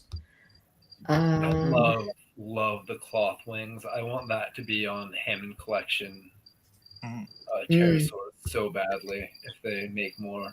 Yeah, they are interesting. They are interesting. I mean, I do like that they allow you to fold them. Bite and Blast Mosasaurus. I think this one has a really fun action feature. I've done it, you know, where you put it in there and it spits out the Dilophosaurus. Yeah. It's just fun. Like, it's just, I don't know. To me, it's just like fun. But yeah, this is a little bit smaller than the previous mosasaurs that they've done. But you know, new sculpt. I mean, pros and cons, right? Like, I like the last one, but I mean, I feel like if they just repainted it, it'd be like, oh, it's the same one again. So I kind of don't mind. I really like this one. I feel like it's such a more manageable version to like for a kid to play with than the other one. It's still pretty big, but you can kind of like take its tail and shake it, and it feels like it's. I mean, the other one was more of like a big rubber mosa, which was cool. Yeah. But this one's like more of a toy, which I like. And that was one of the things that always bothered me about that mosa. It was fantastic, but I didn't like how the tail was like, you know, just stuck in that pose. You could never straighten it out. Yeah. True. Yeah. Yeah, this one is more manageable for sure. I love this thing, but I mean, it's like this and that's it. Right. Right. No, I really do like this one. It has nice teeth too, and like the inner teeth that they put in there. Yeah, really cool. Are really fun. This is another highlight, I think, of the line, the tail thrasher Spinosaurus. So it's kind of like it has a really cool action feature because the head moves, the tail swings, and the faster you push the button, the faster it reacts, which is interesting. This might be controversial, but I kind of hope they re-release this one with just a different paint job so we can collect another Spinosaurus. I would get after that. I think that'd be fun. Yeah, I think that would be neat. Do the Hammond collection one with the more horizontal pattern. That would make me feel really good. Yeah, that horizontal pattern one is cool too. Yeah, that'd be nice. The new T-Rex. This is the Power Devour Tyrannosaurus Rex. This is like the main. This is like I guess like the tentpole T-Rex for this for the Rebirth line. They have one for every single film, and then they have one like every single year as well. And this is an interesting one. So it has a light in its mouth. Who knows why? But you press the tongue, and then either it'll make the noise, right? Or if you squeeze it harder, it'll light up and it'll snap at your finger. It's the fire-breathing dinosaur from the movie. Yeah, fire-breathing. Yeah. Victoria, did you get yours to shut its mouth a certain way? Is there like a trick to that? Well, what I tried doing is yes, because there's an on-off switch on the bottom of the tail. I did not know that. Okay. Yeah, and it kind of goes into 3 positions. There's like off, there's on, and then I think this is like demo version. So from the on position, if you make it like chomp, like with the light coming on, and then you hit the off button while it's doing it, you might catch it to where the mouth is more closed. Genius. Yeah, that's what I did, and I put it that way on the shelf because otherwise it's just the mouth's just like wide open. Yeah. Cool. I'm gonna try that on mine. Yeah, it's a neat one. It's definitely I like it quite a bit, especially compared to some of the other recent ones. There's the big rumble in Rampage Distortus Rex. This is the really big one. I guess with these films, right? There's always like a big bad dino, and I guess this is the big bad dino for Rebirth. And there's a corresponding toy, which is this. Do you guys like this toy? I'm just curious. Like, I mean, I have mixed thoughts on it, but I'm curious what you guys think about this one. I love it. So much cooler than the Giga toy. That's all I got to say. I think it's great. For sure. Yeah, I think it's pretty cool. It's big. It's an interesting action feature. I mean, I'll give it that. But yeah, I think that's my main thing is like the vibrating. I don't know what you want to call it, like the shaking. Like it's like a seizure, like sort of like thing, right? It's kind of I don't love that, but the toy on its own, just having it on the shelf and seeing like the size of it and the presence of it, like I'm totally good with it. You know, when I saw that feature, it reminded me of like Jurassic Park, the novel, where they talked about how the dinosaurs were like faster than they anticipated, and like they had to like slow them down a little bit. And I love that, thinking about going into Rebirth, like, oh, is this thing going to be like doing that motion? And swiping stuff, and I think it's a cool play feature. I don't know. Yeah. I don't like the color. I hate the color. Yeah, the color's a little weird. It also has a little on-off switch on the bottom of its tail for the features, which is nice and interesting. So. Mm-hmm. I feel like the colors on the smaller one in the battle pack actually look kind of nicer to me.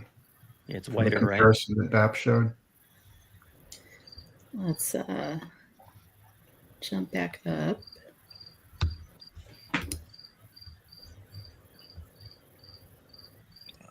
I don't know. Maybe. Yeah, it's a little different. It's definitely a little bit different. Yeah, it's better. I still wish it was just like, I don't know, like that Power Devourer or something like that, like a gray color or something. I don't know. I'm just tired of the brown on tan or whatever. Yes, same. Right. Yeah, that definitely could have been a little bit different. Oh, okay. And then I guess we'll the last thing here is the Titanosaurus, right? The big Titanosaurus, the big sauropod, because there's got to be one. And yeah, Titanosaurus, new species for the series, and a brand new toy that we didn't already have. That's another gigantic sauropod that you're gonna have to make room for if you want. I haven't opened this one yet, but it just looks like a work of art. It just looks really good. This is the top 3 Mattel sauropod for me, for sure. I love that they did sort of like semi-translucent sails. Right, and the sails are soft. Like if you can like move them back and forth a little bit. So cool. It is.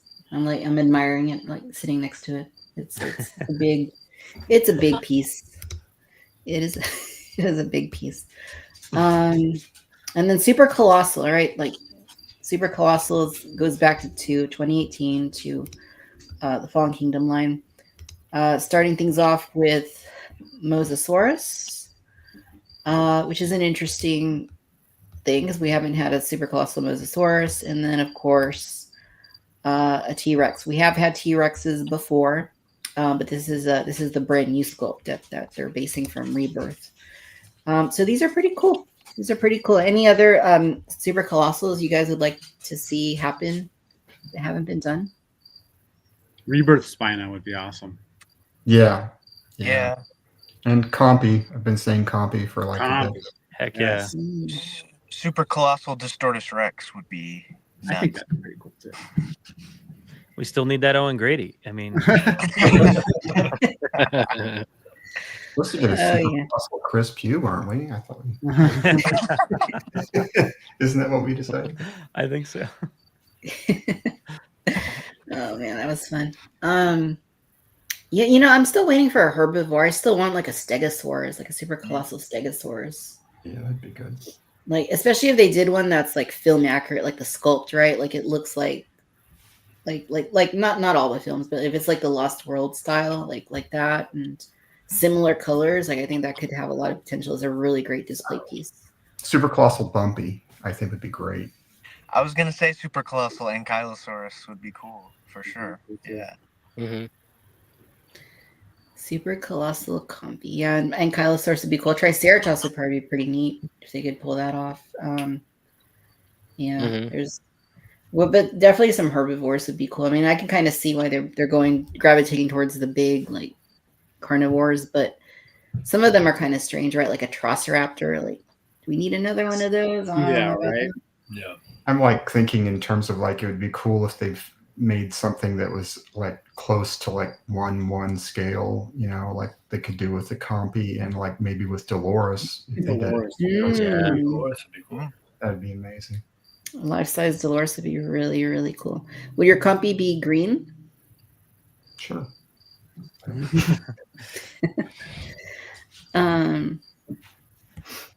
Right on. So yeah, I think that covers the whole Rebirth line. Oh no, I missed one. The upcoming Super Colossal Spino. Okay, I'm gonna be honest. I don't really like this one. Yeah, I'm not feeling this. Compared to the new Hammond collection, this isn't that. Right. A couple years ago, this would have been real cool though. Yeah, that's true. A few years ago, this would have been really cool, but like Bad timing. Bad timing. Like, I don't know. It looks a little scrawny to me. The sail's The small. sail looks small. Yeah, it looks malnourished. Neck looks Yeah. long or weird or skinny or something. Right. It's Just yeah. odd It's not, proportions all around. Yeah. Yeah. yeah. Per would pass on this one. Yeah, and then a bunch of other random things like the RC that we mentioned earlier. The smaller boat with the Mosasaurus. I'm obsessed with the boat in all its forms. Yeah. These micro play sets are so cool. They are cool. I picked up the first two. I haven't opened them yet, but I did pick them up, so I probably should do that soon. Because they really do kind of they speak to my inner like nostalgia for Polly Pocket and Sure. Mighty Max and those little play sets of the 90s. I hope they do 1 million of those. They're great. The deluxe Mosasaurus. Yeah, so I think that pretty much covers it. I'm just curious, what is your favorite? What are you guys' favorite items from the Rebirth line? Like, do you have a favorite dinosaur or a favorite thing that they've done so far? Brad, what's your favorite item so far?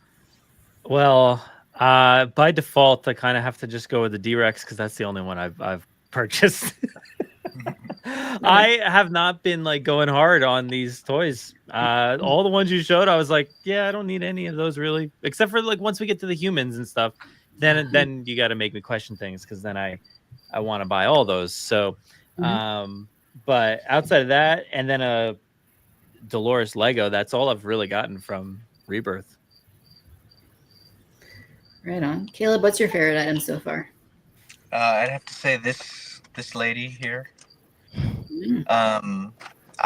It's like the D-Rex is a one-of-a-kind creature in the Jurassic franchise, and it was a toy I kind of like Brad. Some of those I feel like I don't really have to pick up, but like the D-Rex, immediately I was like, I have to get that. It's super unique. And yeah, right on. Nick, do you have a favorite? Probably the Cat's Quiltless is really cool. And like I said, the cloth wings are something I've been hoping for and waiting for. They did that with, what was it, Firebeak, with the original line, and they came back to that, and that just really speaks to me. Right on. Greg, what's your favorite so far? Like I said before, probably the Quets. It's probably a pretty close to being tied with the Tail Thrasher Spine. I've had 2 beers, sorry.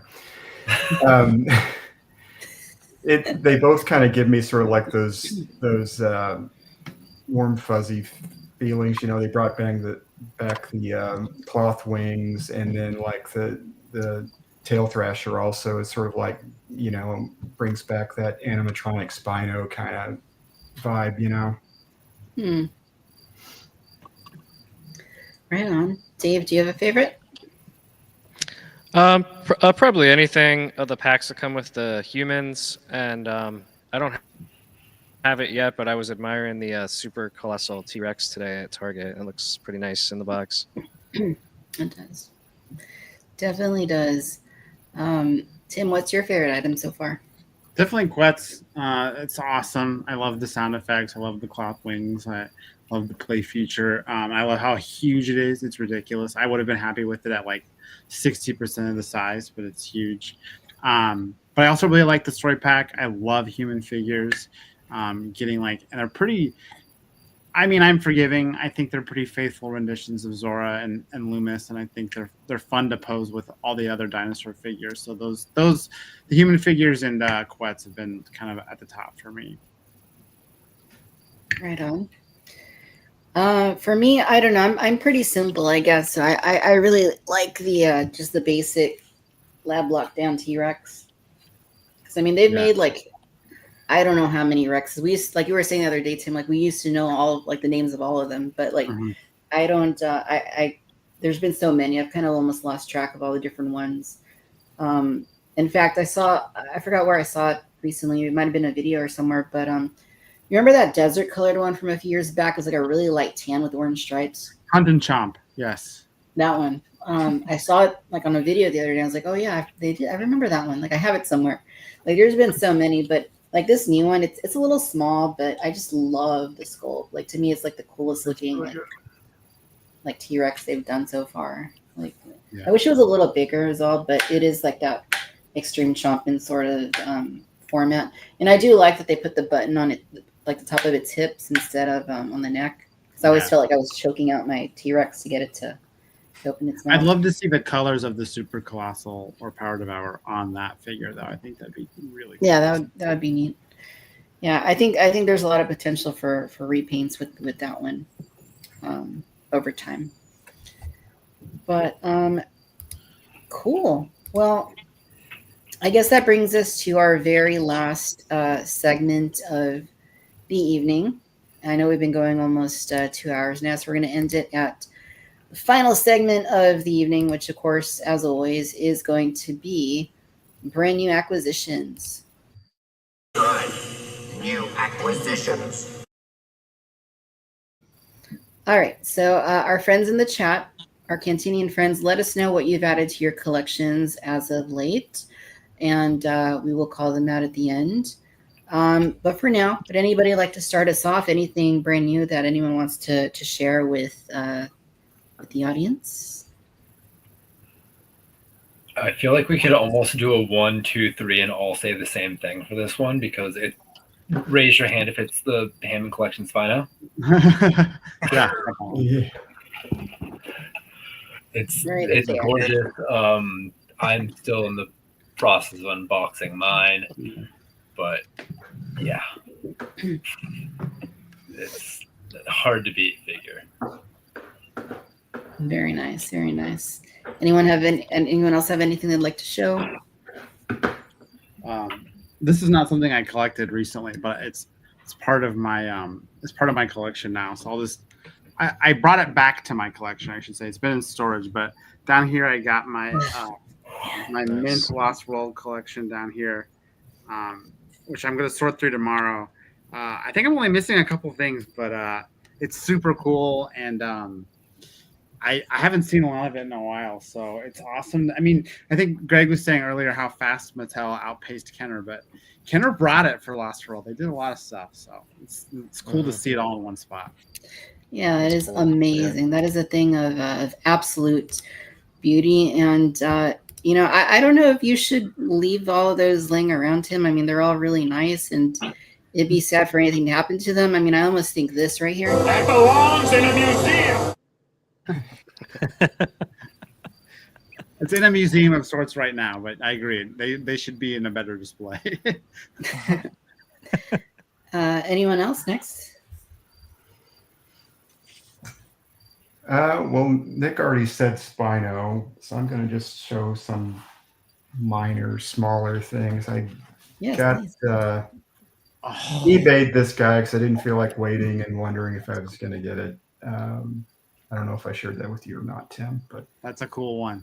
Yeah, had to have that.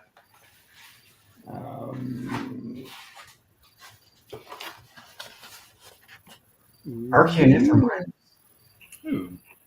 Archaeonithomine. Drinking, try to say Archaeonithomine. You try and say. That's a good pickup. Anyone else? Oh, we lost Caleb. Oh, did we lose Caleb? Where did he go? Let's see. Let's see if we can get him back. I guess while he's gone, I'll left us. You left us. Caleb also has this, by the way, but we went to the Collider screening and they had these popcorn buckets. Ooh. So I brought both of ours, me and my son.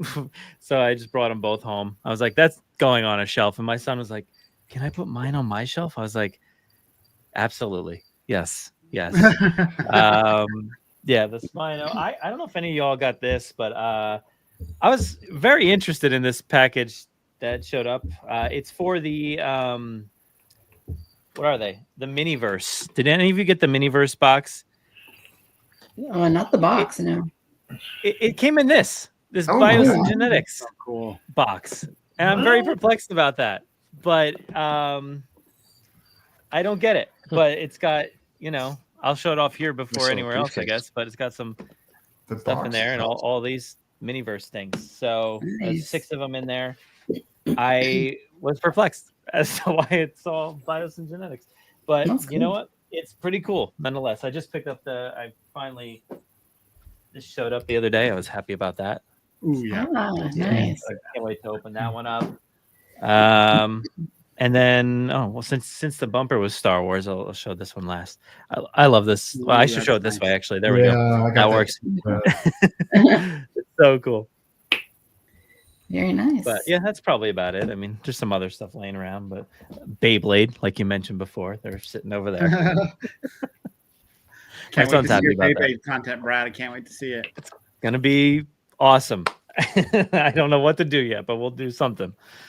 We've been And- playing with them a lot. They're actually quite fun. So Nice, awesome. Yeah, my son was a big Beyblade fan for a while, so I'm sure we'll dive right back in. coming back. Oh yeah. And we do got to let everybody know that Nick is the master of the miniverse. Yes. All right. So for me, I only have one acquisition. It's not a Jurassic thing. I did manage to order the Stegosaurus, the Hand Collection Stegosaurus, but it won't be here until next week, so I don't have that to show. But I do have this right here. This Star Wars The Vintage Collection related. So this is the brand new 4-pack of battle droids. So it has 4 different droids. It's got the commander, and then it's got the 3 of the basic droids. So you open it up, and you can basically see all the droids in there. It is a very disappointing set because they did retool the legs so that they stand nice and well, but they didn't do anything to the hands, so they can't do a double grip on their weapon, which is like the only thing they do basically. So it's a little disappointing, but yeah, I did order 3 of these, and then as soon as I realized like, oh, they're not that good, I called Hasbro. I'm like, I'm gonna return 2, you guys, because I'm not really feeling these.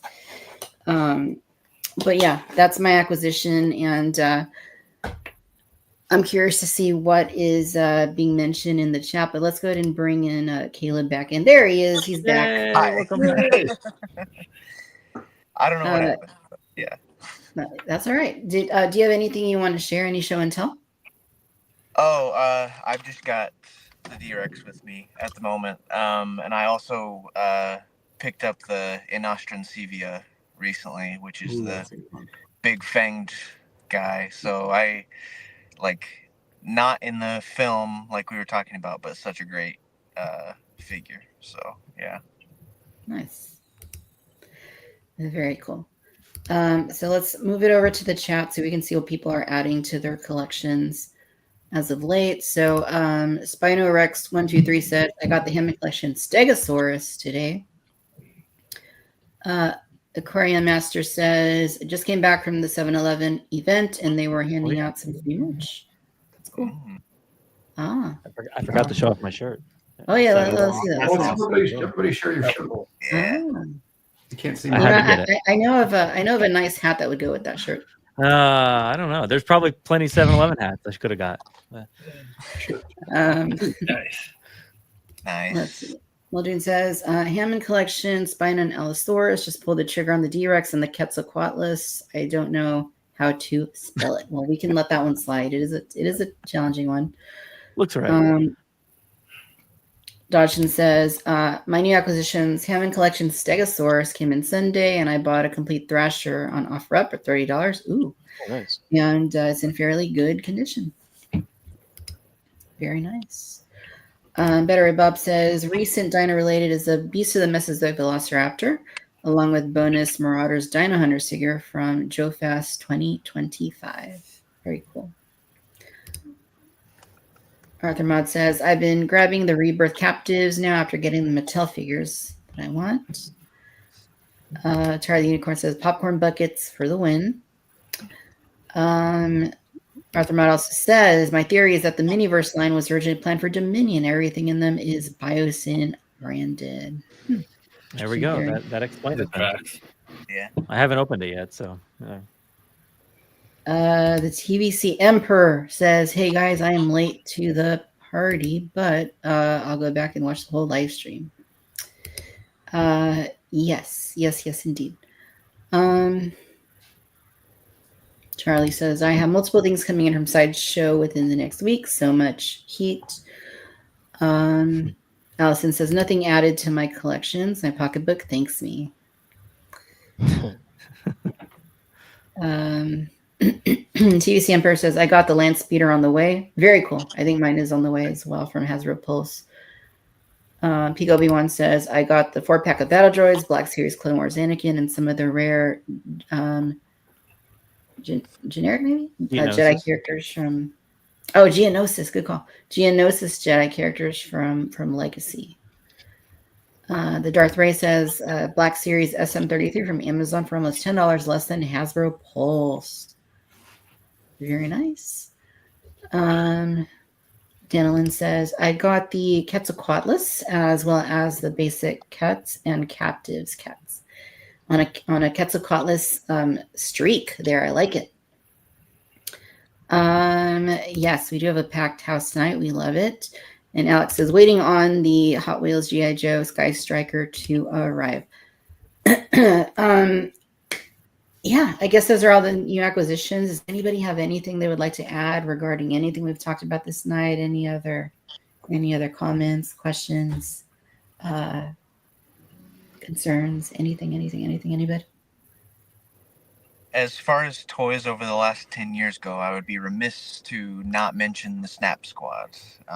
Those were some of my absolute favorites over the last, they started out around Fallen Kingdom sometime.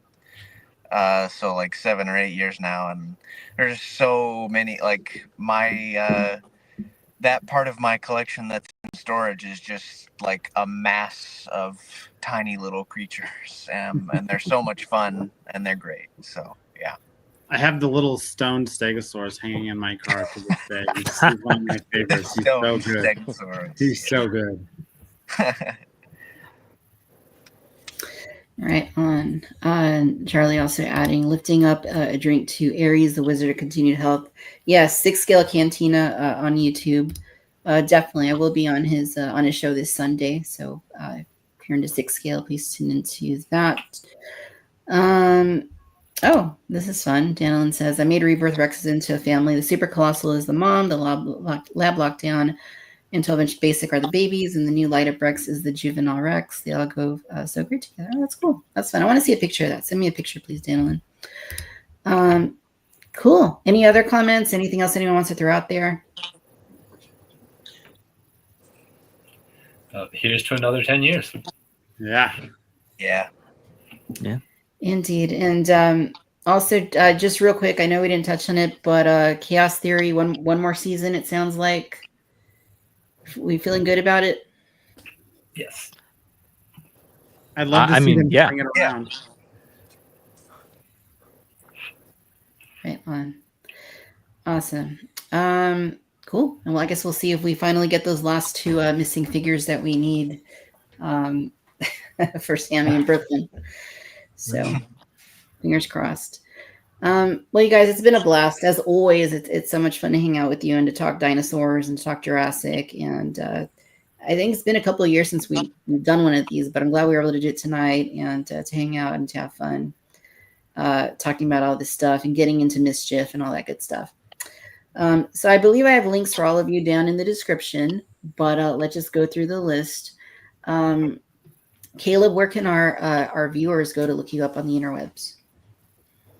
You can find me at Caleb Composed on pretty much everything, and check out Jurassic Outpost as well.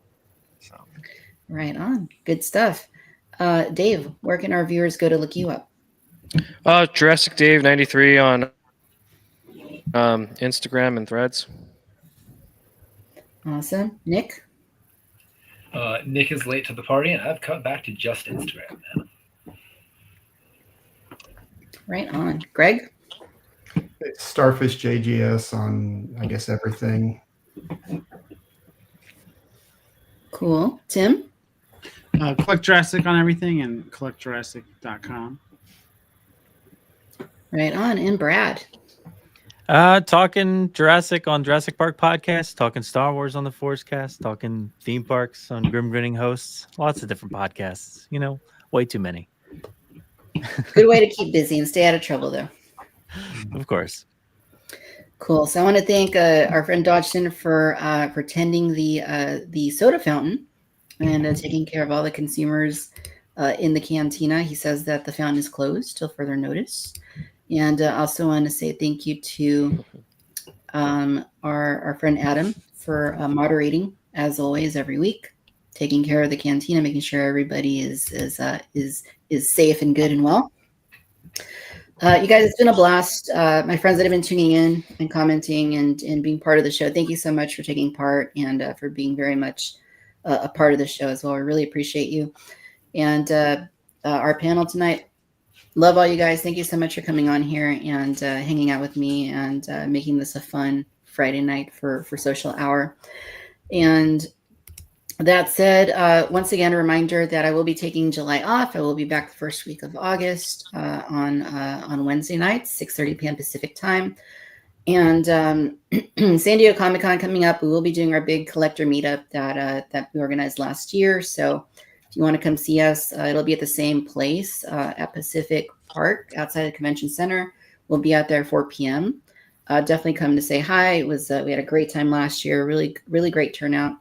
And we'll be out there again for you guys to come by and chat with us and hang out. So no matter where you're tuning in from on the galaxy, thank you for watching Cantina Social Hour. Be well, be safe, and Jurassic Social Hour as well.